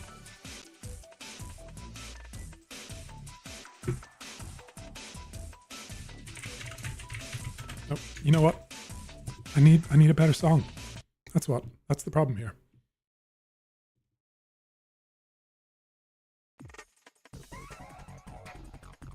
There we go.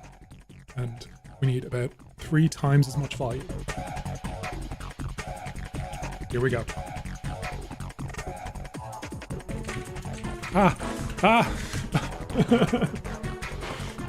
Okay, this time's gonna be perfect.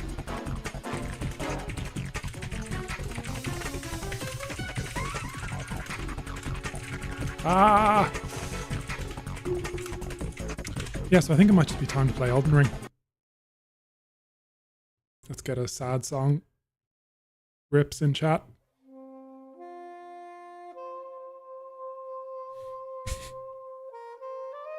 And you can also see me struggle to change my input device from my laptop to my Stream Deck. Stream Deck? And let's see if this all just magically works. How are you all doing? Chat to supposed 3 people watching.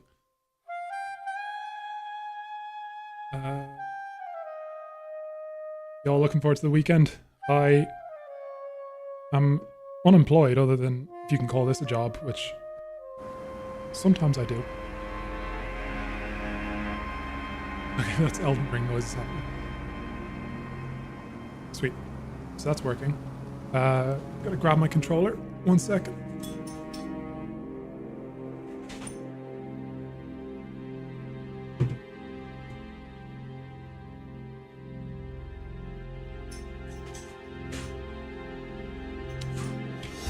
Okay. So the dog has been set loose on the room, and I need to kick her out because she is not going to like what I'm about to be doing.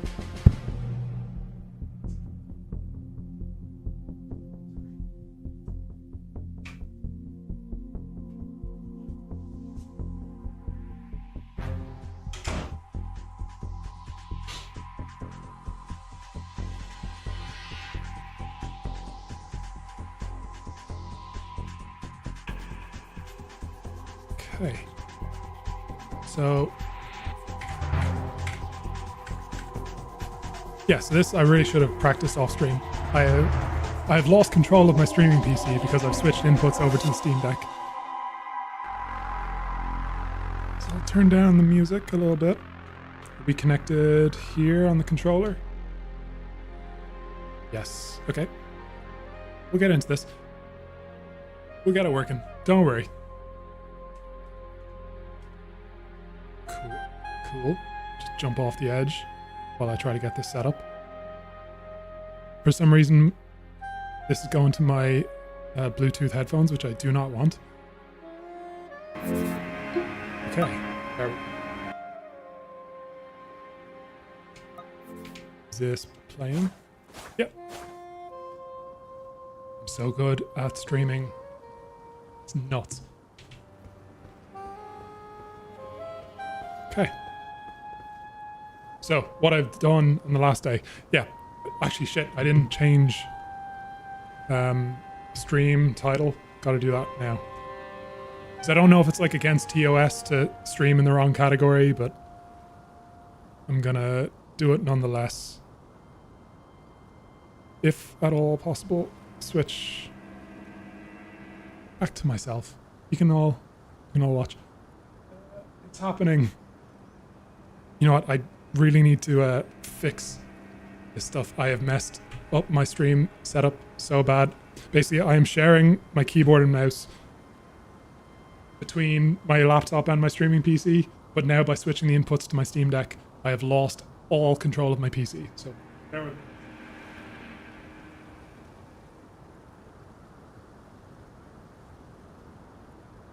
Yeah, don't rejoice too soon, Cody.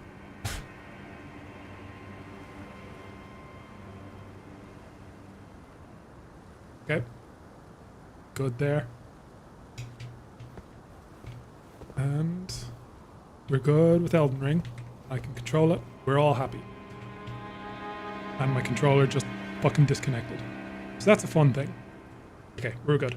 So with this controller, I've been a PlayStation guy my whole life, but my friend was an Xbox guy. So I used to go to his house and play like Madden. Neither of us knew anything about American football, but he had a Madden game for some reason. And he had Xbox controllers with these, Xbox 360 with like the AA battery pack at the back. And anytime he handed me the controller, he would tell me, the battery pack is shitty. It keeps falling out. It keeps disconnecting. So anytime I'd be playing the game, it would just disconnect. And I just assumed that was his particular one was broken. So what is that? Stream elements should have 2 default commands. Set game and set title. Oh, yeah, good point. I completely forgot that I was going to do that. Can I do that in there? Set.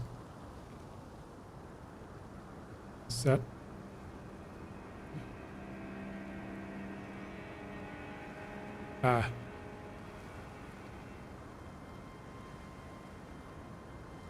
Yeah. You could tell I've been streaming for years, couldn't you? Set. See, if I type set, it's not doing anything. Just,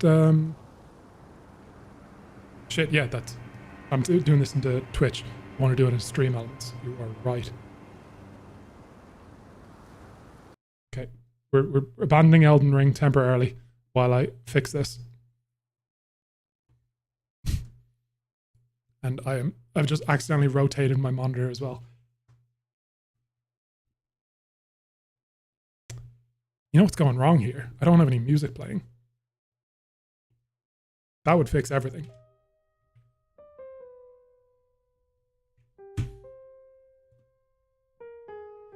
Oh, so that's something that Stream Elements should pick up automatically.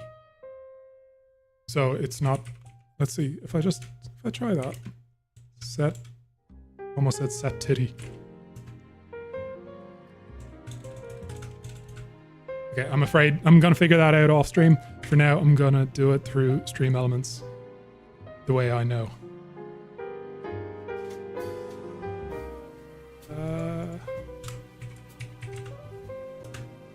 Elden Ring. Sweet. Okay, so that should be changed now already. Yeah, we're playing Elden Ring. I know what I'm doing.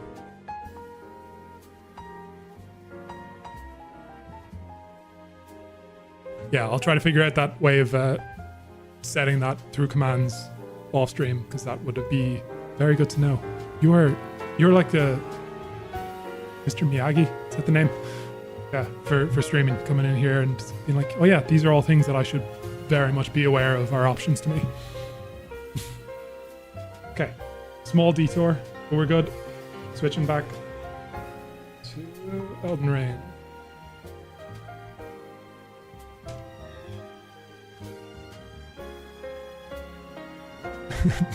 And this music is just not at all fitting. It's a bit of gaming music.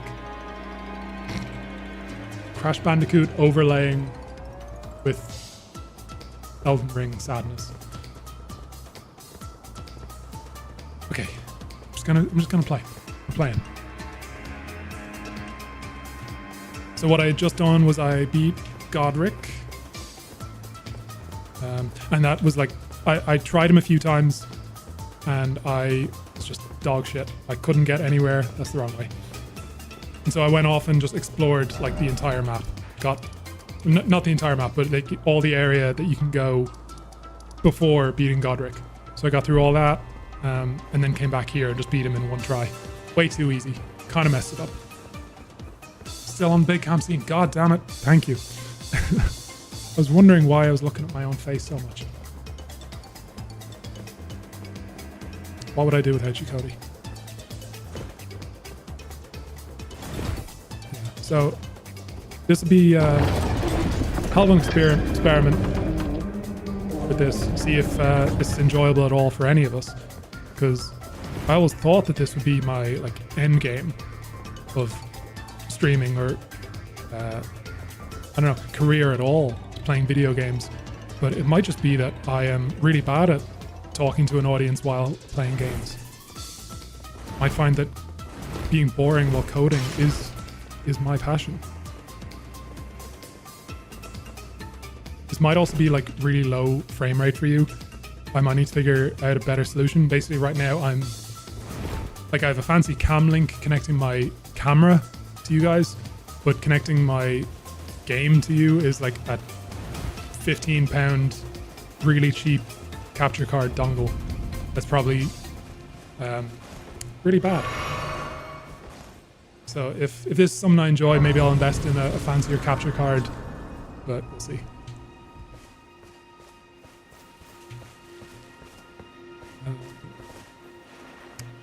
So yeah, it probably will be very boring if I just like do a systematic sweep through the map like I've been doing in my spare time. So let's just try to blast on through to some interesting stuff. Not gonna take time to like explore everything. Yeah, it's talking about Rhea Lucaria. I'm not gonna give him money. I don't know this guy, and basically this isn't my first playthrough, I should say. So I've oh, honestly, a lower frame rate makes the overall quality a lot less pixelated, given the limited bitrate. Lower frame rate makes the overall quality a lot less pixelated, given the bitrate. Could you say that like I'm 5 years old? Explain that a bit. Are you saying it's good that it's low frame rate? Or that I should like lower the frame rate on the stream? Why does my music keep stopping? And my controller disconnected again. This is going horribly.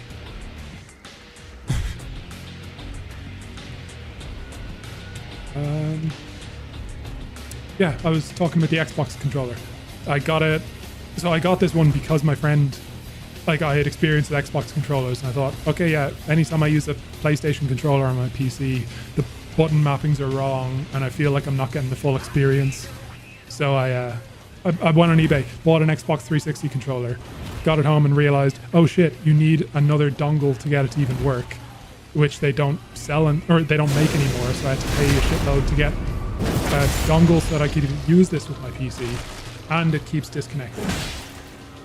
It's a real bad experience. I should have just bought a fancy modern one that has Bluetooth and like a built-in battery. but this is what we're stuck with.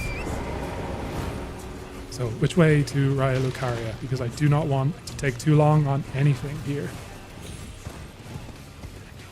I want to be going north, don't I?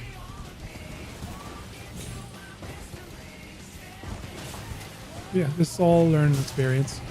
And you are sadly my guinea pigs joining me on the process. Yeah, what I'm already thinking is that Elden Ring is not the kind of game for this. At least that I should be playing. There are other games that I'm in the middle of that might be better suited. Like Baldur's Gate, you can sort of take your time with things. Why am I even going up here? That's the problem with me in Elden Ring and just video games in general and coding. I just get distracted by flashy little things and I go off and investigate and get completely sidetracked. And yeah. Oh yeah, it's a good thing. Typically 60 FPS at the max 6K bitrate limit can cause some pixelating in fast pixelated details in games. We live for the adventure. At least you do. And I really appreciate that.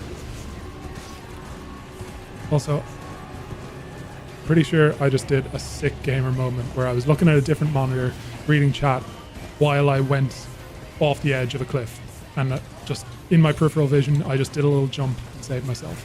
I could be completely wrong about that, but I'm pretty sure I'm the greatest gamer alive.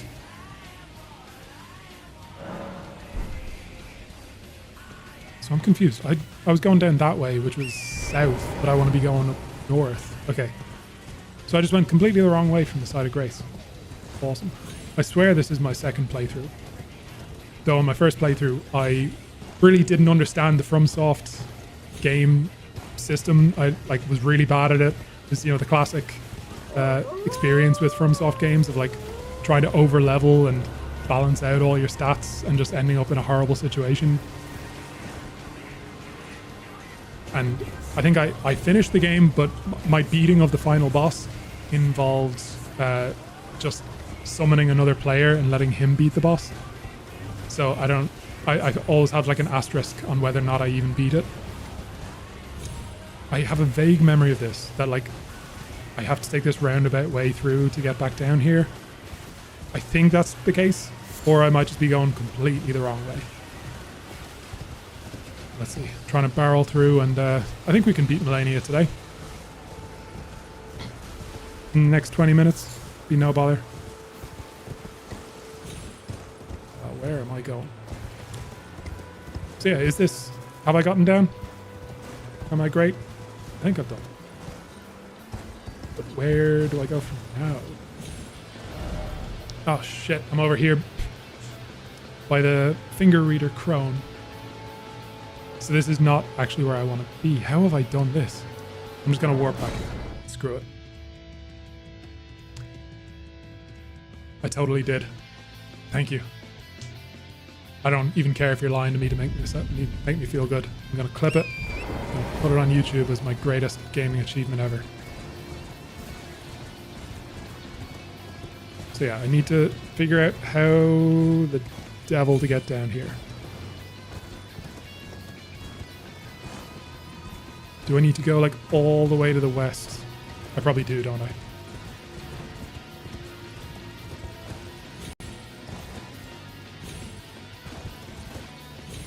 So yeah, what other games could I even stream? So I've got Baldur's Gate going, which I haven't played in a while because, I don't know, I play it for a bit, get really into it, and then I step away from it and I'm like, God, that's an intense game. That's an investment.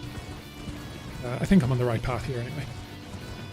So yeah, I could potentially play that and just dedicate myself to it and actually finally finish the game because I'm still on Act 2 and I've got 70 hours in the game.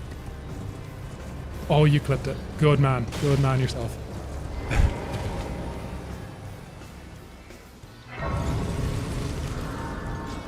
Because my jank setup, I can't really even handily play that clip.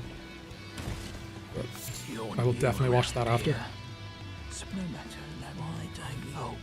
So one thing I've been doing, I know the pro gamer strat, not the programmer strat, with these guys is it's really handy that they're guys that sell stuff all around the map.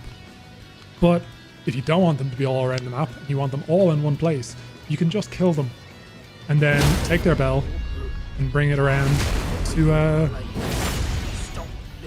whatever the round table holds. Is that what it's called? And there we go. Got the bleed. So yeah, that's what I've been doing at every nomadic merchant. Haven't actually given them into the crones that the round table holds yet. I'm just started collecting bells from all the people I've murdered. So yeah, that's a fun little thing I got going in this run. Yeah, I haven't properly played this in like a couple of years. Whenever it first came out, and like at the time I think I did basically everything, at least everything that I knew of. So like I scoured the map, got every item I could find,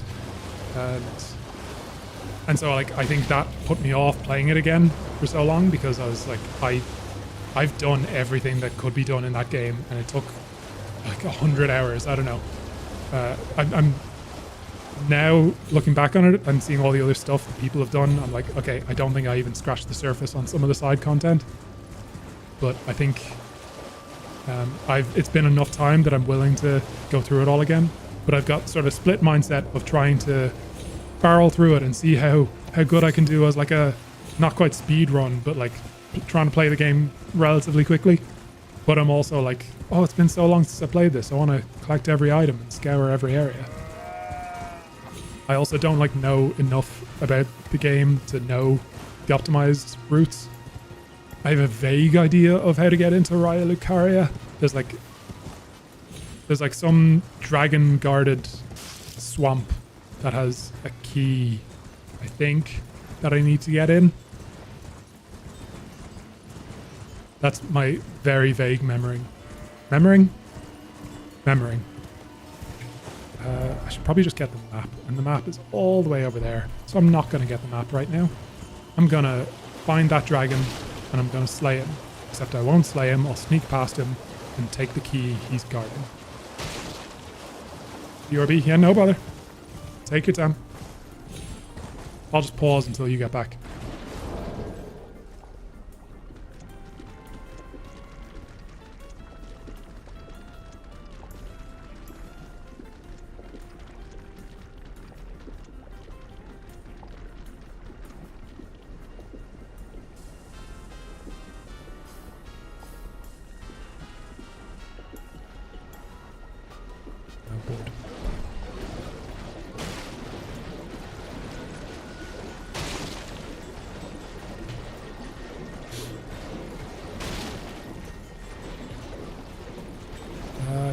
So I think probably, is that Raya Lucaria? I'm so not familiar with the game at this point. No, I imagine that's probably Lane Dell. Touch this. So yeah, if I had the map, I could presumably see where I want to be going. So yeah, I'll just warp there.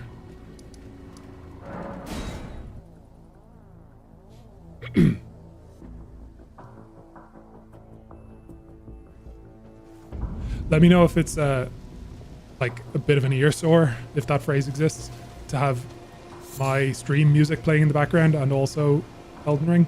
At a certain point, it might be like a fun little mashup, bit of a remix, but some of the tracks I think just don't work.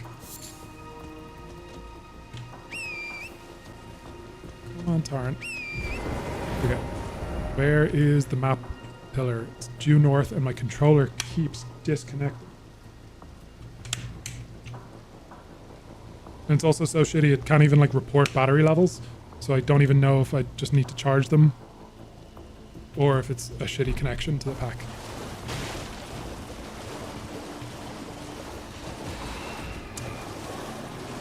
I have made lots of stuff mad at me. Where is this map pillar? And I can't look at my map because there are things mad at me, I think. Come on. Come on. No. Let me.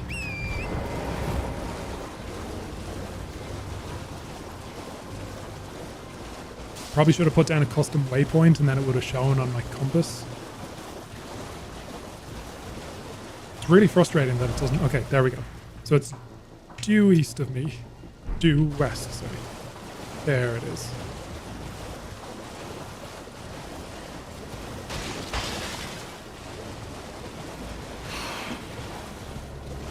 And there it is, yay! I found it. And I'm being attacked by zombies, yay! Okay, and I still can't look at the goddamn map. This game is awesome.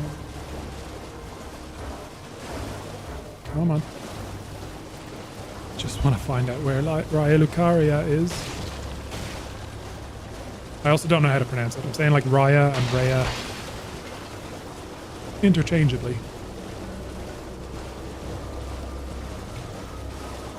It's somewhere around here. I'll just keep wandering for a few hours. You guys can enjoy the journey.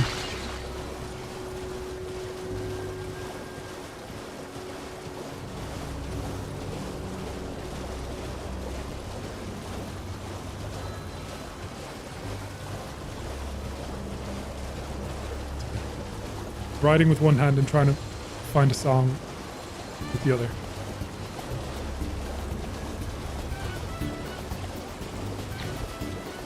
It's just the most tonally dissonant song to be playing right now. Can I look at my map, please? This goddamn game. Why? It seems like the kind of game that should let me look at my map and let me face the consequences of being killed because I had my map out in the middle of the battle. Okay, so there we go. I don't know if it's a bug that it just doesn't let me look at my map sometimes. It seems that it's worse if I'm on torrent. Oh, I need another map. It's north of me. Sweet. Okay, at least we're on the right track, kind of. I think I saw dragon wings. So I think that's where we want to be. Ah, he's fine. He's not hurting nobody. And there's our map. There's Side of Grace. It's not hurting nobody. Come on, come on, come on. There you go.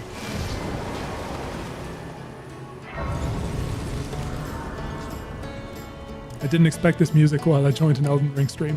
Yeah, I spend all this time finding video game music that won't get me struck to do while I'm streaming programming. Start playing some Elden Ring. What am I supposed to not play that music?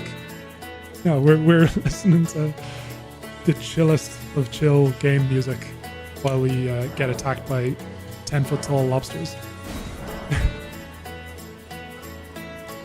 Nintendo music incoming, monk ass. What is monk ass?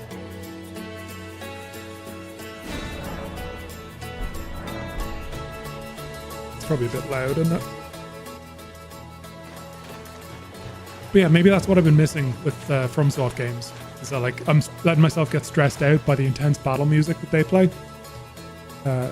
Scared Pepe emote.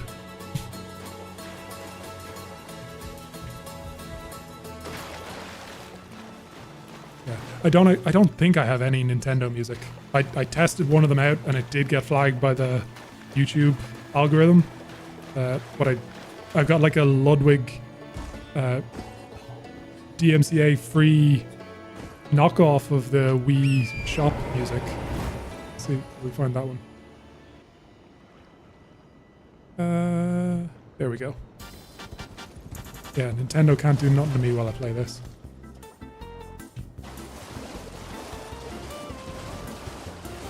But yeah, I think a bit of chill, peaceful music while I play Elden Ring is exactly what I need, because I'm very easily influenced. And if I'm listening to scared battle music, I'm going to be scared.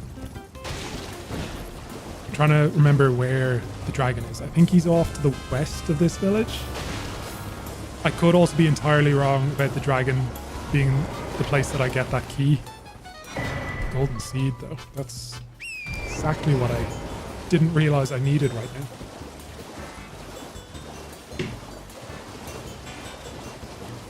This music makes Elden Ring seem like a shopping mall on Tuesday morning. Like, and isn't that just a better game? Because you've still got the great visuals, the tight gameplay, but you don't have the eerie vibe. So yeah, I'm pitching this as the new way to play these games. So again, in my mind, this is like where the dragon is. And this is where I get the key and stuff. I feel maybe I'm close. But what I'm refusing to do is look at any docs. Look at any explanations, tutorials, guides. I probably shouldn't use words like docs because that's a very programming mindset. Talking about like basically Gamecast Collective. I was doing web development on my stream before this. That's the main thing I do on my channel, and I was just testing out some gaming just for today. I mean, to be fair, I am currently tormenting poor souls, pun reference intended, in Elden Ring PvP. I've never actually done PvP or even like multiplayer at all, really, in FromSoft games. I don't get it. I'm scared of it. I think... Yeah, there's the key. Sweet. Now I can die. Although I have 9,000 souls, so hopefully I don't die. Yeah, I think like the first time I played... It was probably Dark Souls 3 was the first time I did multiplayer. Because I have Dark Souls 1 on the Switch, but you can't even join online there unless you have a Switch Online membership.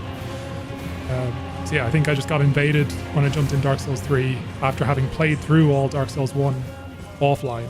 And I was like, what the hell is this? How is this guy just in my game? I have no idea how this works. So yeah, I've just shied away from it. Is it fun? I know it's like there's a pretty strong community, or at least there was when the game was first out, about like showing off the fanciest weapons and armors. Yeah, for me, beating the final boss is the ultimate goal, and I never really looked too much into the PvP stuff. PvP is really meta dependent.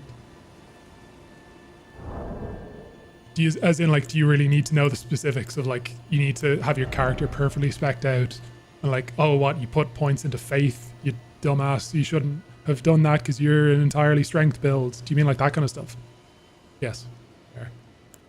Yeah, that's something that like I'm definitely not great at. I know like at this point I have a pretty good idea of not to balance out my character.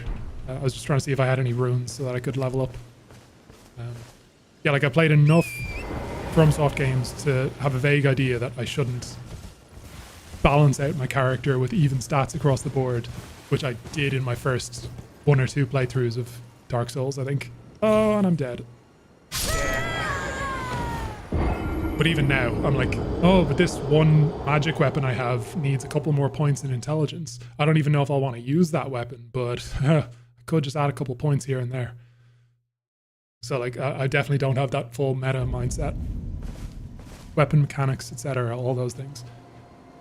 Yeah, that's something that like, I played basically this entire game, got to the final boss, or beat the final boss, didn't beat Melania, but other than that, basically did everything I could find.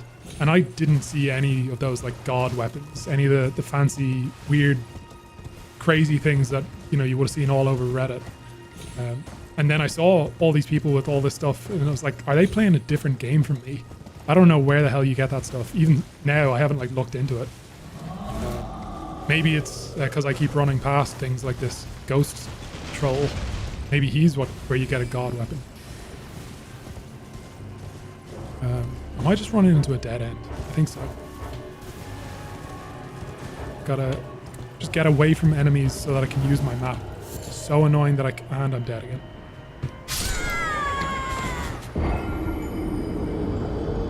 Oh, the embarrassment of being watched by someone who actually knows about Elden Ring. That's the thing. I guess when I'm streaming like React web development, at least I know a thing or two about React development. So it's not that cringy for me to be watched doing it. I guess I just gotta lean into it. I know nothing about this game. That's what I'm gonna act like. I'm gonna weep if I lose these 9,000 souls. Because like I know when I first started playing the games, that was the big lesson that I had trouble getting over, is that like like 9,000 souls really isn't that much. Especially just, you're better off just going on with the game and you'll get that again in a second. But like, you know, when you're first starting out, you just like grind on Undead Berg, killing the same enemy 100 times because it gets you to 1,000 souls and then you can level up once. That being said, I do want to get these souls before I run off. Where are they? Oh, yeah, that's a good thing. Not knowing about anything from Soft Game makes the exploring better. Yeah, it does. Oh my god. Yeah, like as well as playing this, I am playing another run of Dark Souls 1 on the Switch because that's the only platform I own it on. And I am going through it, like looking at all the alleys in Undead Berg and stuff and thinking, oh yeah, I explored the shit out of this game because I like didn't look up any tutorials for it, and it made the experience kind of bad in that I didn't know a lot of the basic things, like that you can kindle bonfires. I don't know when they explained that, but I just never knew that until basically I got to the final boss and couldn't beat him because I only had 5 Estus flasks. But yeah, having known nothing about the game, it did make me just explore the shit out of it. So I like found all the little secrets on my first playthrough. So, am I right in saying that this here is Raya Lucaria? I think so. I think so. So I'm probably best off warping down here. It works, but on PC, PS5, Xbox Series X, it's better.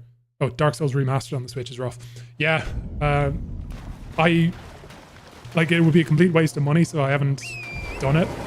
But I'm just really tempted to get it on Steam because I think it would be so much of a nicer experience to play it there. Partly because I'm using the Steam Deck every day as my games console, and I just love like the ergonomics of it. It fits really well in my hand. And then I go back to the Switch to play Dark Souls, and it gives me cramps in my hands after like 5 minutes. It's just the least ergonomic thing, and not even getting started on the actual gameplay quality. Because I'll be looking at it thinking like, oh yeah, it's Dark Souls 1. It's an old game. It's low quality. This is how Dark Souls 1 looks. And then I'll watch videos of people playing it and I'm like, that looks a lot sharper than my game. So yeah, I would like to experience it on PC just to see like how much nicer it is versus the Switch. Me owning 8 copies of Skyrim. Oh god, no, I'm the same. I think I have on Steam, I've got the original one, the updated one, and then the one with all the DLCs they bundled together. I've also got it on, I probably had it on PS3. I don't think I ever bought it on PS4, but I did get the VR version when I got a VR headset. And then I bought it on Switch. So yeah, altogether I probably have at least 6 copies of Skyrim.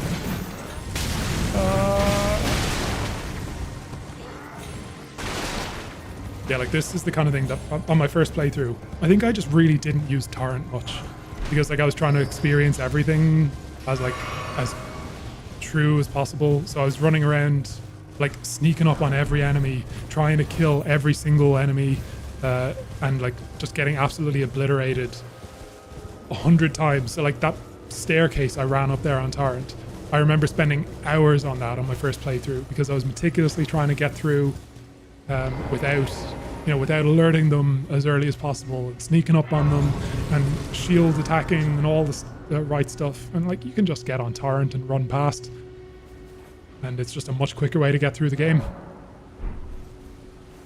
If you play on the Switch, I'd say get a satisfied grip that makes playing in handheld way better. Yeah, it's one of those things where like the only reason I play the Switch, I found a simple map. Yeah, the only reason I play the Switch is to play Dark Souls.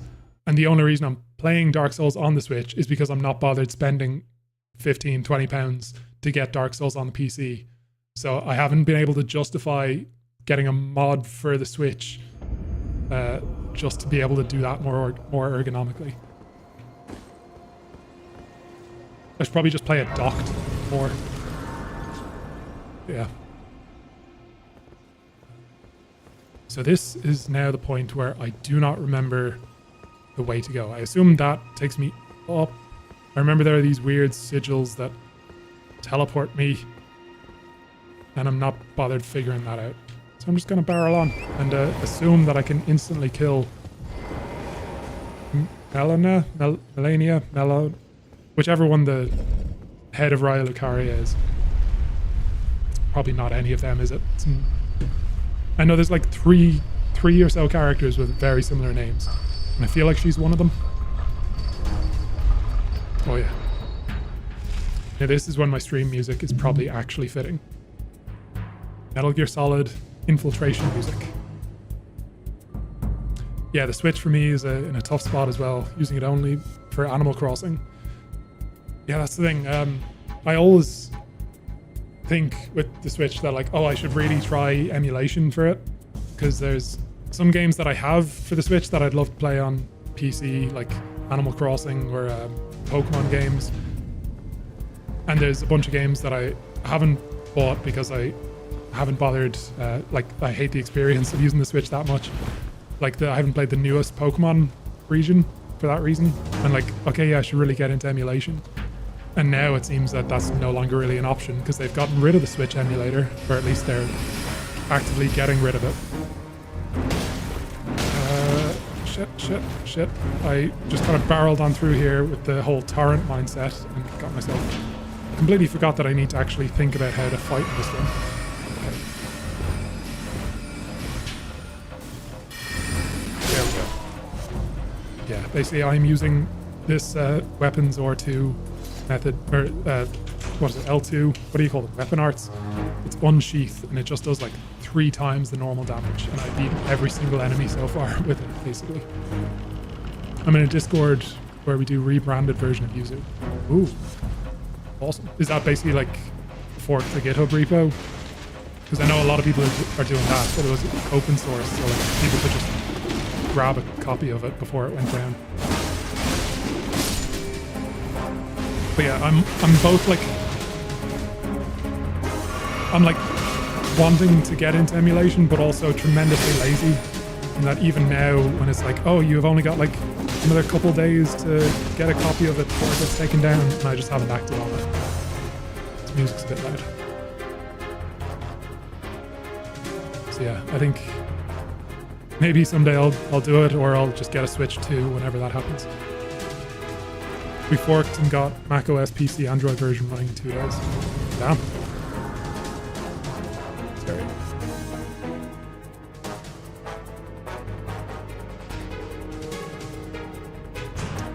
Right, just found out. Got dinner in 20 minutes. So we've got 20 minutes to, I don't know what's realistic. Beat the big wolf. Whatever it's called. Let's see if we can do that. I think, if my memory is serving correctly, that's basically like right here. Not like right here, like whatever, like up a flight of stairs or something. But yeah, that's awesome about the emulator.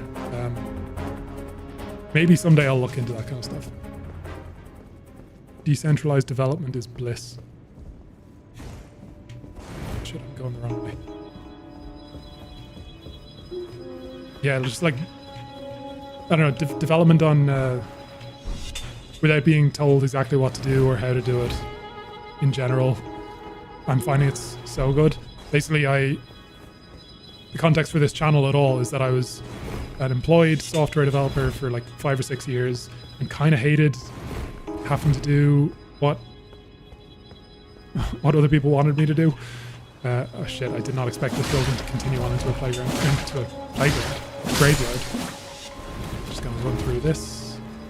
And so yeah, I quit my job and now I just work on my own React library and website on stream and try to have fun with it. And it's just so much nicer. It's so the most fulfilling software engineering I've done in years. Only tangentially related to what you were talking about, I know. We have 6 or 8 core devs right now. That's cool. Oh, fuck. Any health? Am I good? No. Fucking cowards. So we removed the ability for the emulator to decrypt games on launch, so now it can take encrypted ROMs, which makes it legal, because that was the main point of the Yuzu lawsuit. Awesome. Encrypted. Takes encrypted ROMs. I kind of understand what you mean. That's pretty cool though. Yeah, I imagine you're still kind of operating like a little under the radar, like you mentioned a Discord channel. Just in that, like, I know even if it's with emulation, you know, even if it's strictly legal, it's like there's also worry that you'll get a bullshit lawsuit and have to maybe justify yourself in ways against Nintendo lawyers. So I don't know. Hopefully you have an easy enough time with it. Under the radar, that's why I'm not mentioning a name. I noticed that you... Oh, I'm alive. Yeah, I deliberately haven't asked you to out yourself here.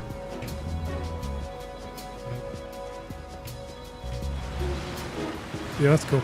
I know there's like Linus Tech Tips and Linus Media Group. They had a thing a while back where they were like trying to stick it to Nintendo and be like, I think it was when Nintendo said you can't have like Smash tournaments unless you strictly follow their exact guidelines. And so they were going to have like an undercover Smash tournament to like stick it to Nintendo and be like, yeah, what are you going to do? Sue us? And then they realized, actually, no, Nintendo are very litigious. They might sue us, and it might be real bad for the company. So like, yeah, I just hate that fear of getting sued and the power it gives companies. I desperately want this item, whatever it is. Oh no.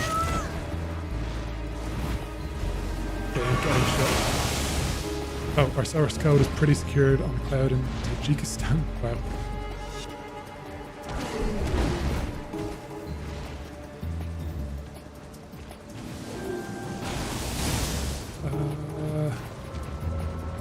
I think I hop on this thing. I know there's like a what do you call it? Like Bloody Mary? What are they called? The big Iron Maiden. I don't know why Bloody Mary came to mind. It's like an Iron Maiden thing down there that'll kill me. Oh, what do I do? And I'm alive. Sweet. Yeah, this is way more extensive than I remember it. In my mind, it was just you step into that building and there's the big wolf. But I think I'm here now. And we have one hosted in China because they do not care about Western copyright. That is one handy thing of the like what is usually very difficult dealing with like stuff in China. I know at my last company there was difficulty around like getting our basically the app we were working on had online functionality, and there was a bunch of worry of like, will people in China be able to use this? And it was just like a mental and software and legal battlefield. And it was basically just like ultimately, yeah, you can use a VPN apparently and it works fine. So yeah, that's the kind of stuff like legal issues and what's physically and ethically and legally allowed in different countries. I just don't care at all about. It's like that's partly why I quit, is because I was involved in like auditing our software standards, and I just fuck's sake. And I just didn't give a goddamn shit about that. I just wanted to build flashy buttons and inputs. As long as we stand on good side of CCP, we are Gucci. Yeah.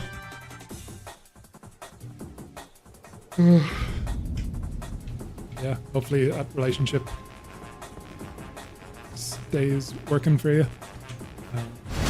Again, I feel like this is going to be over pretty quick. Oh, goddamn.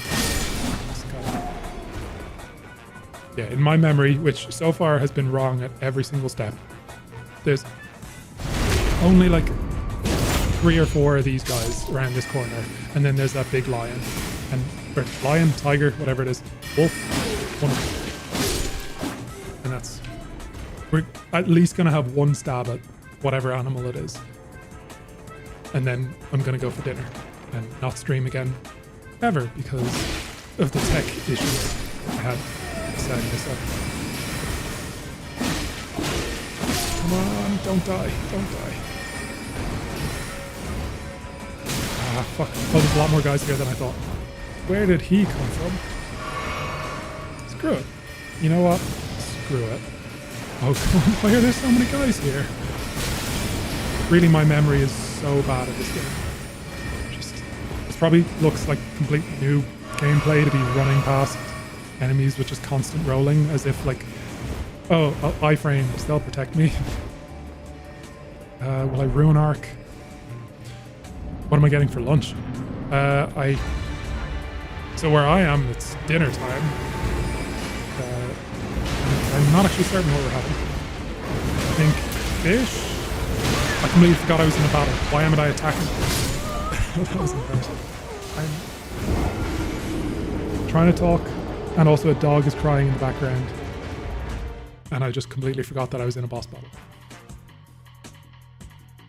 Believe it or not, this is my first time streaming video games. Quite possibly my last. Yeah, it's 6 p.m. for you too. Okay, fair enough. Where in the world are you? Is it sort of like UK time? You don't have to answer if even that's giving away too much information that might help in the project. Oh.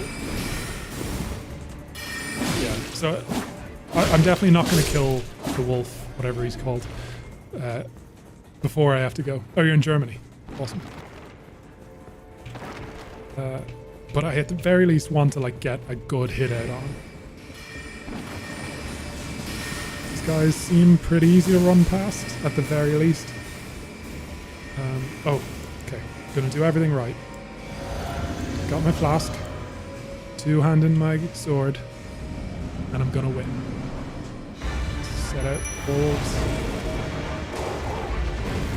Let's place your bets. 10% of his... Holy fuck.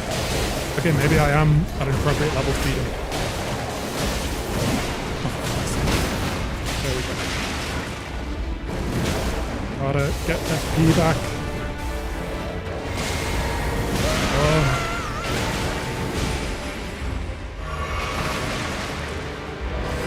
There we go. I really didn't see it going this well. Oh. Okay, now is when I choke. Oh my god.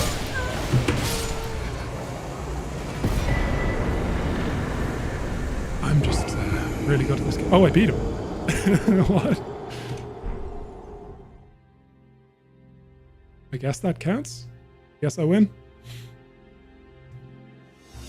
You have dinner at 1 p.m. usually. That is weird to me.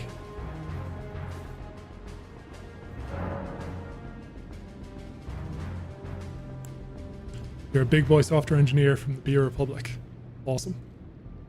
Hopefully, I know very little about Germany. I know a coworker used to be like a contract employee in Germany, and she was getting absolutely screwed on tax or something because like apparently Germany hates freelance software engineers and like gives them twice as much tax as fully employed ones or something. And so she was making like no money whatsoever. And yeah, that's like the one tidbit I won't even say I know. A one half truth that I vaguely remember about software engineering in Germany. Now, please prove me wrong with your actual knowledge. Hey, so yeah, he's dead. I win. I win the game. And now, gonna finish off for the evening by putting a level into, what'll I do? Faith? Which is the complete wrong stat for me. Nah, I won't do it.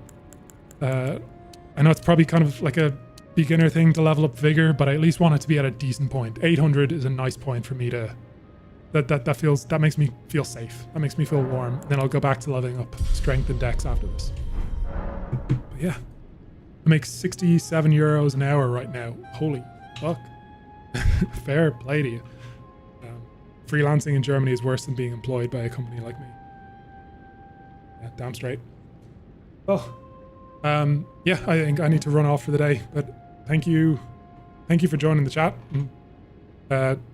watching along with some of the possibly the worst Elden Ring gameplay you've seen in a while. New follower, And thank you Gamecast Collective. so much for the follow. Good stream. Yeah, last time I streamed was the first time I went without getting a new follower, and this has somewhat redeemed me.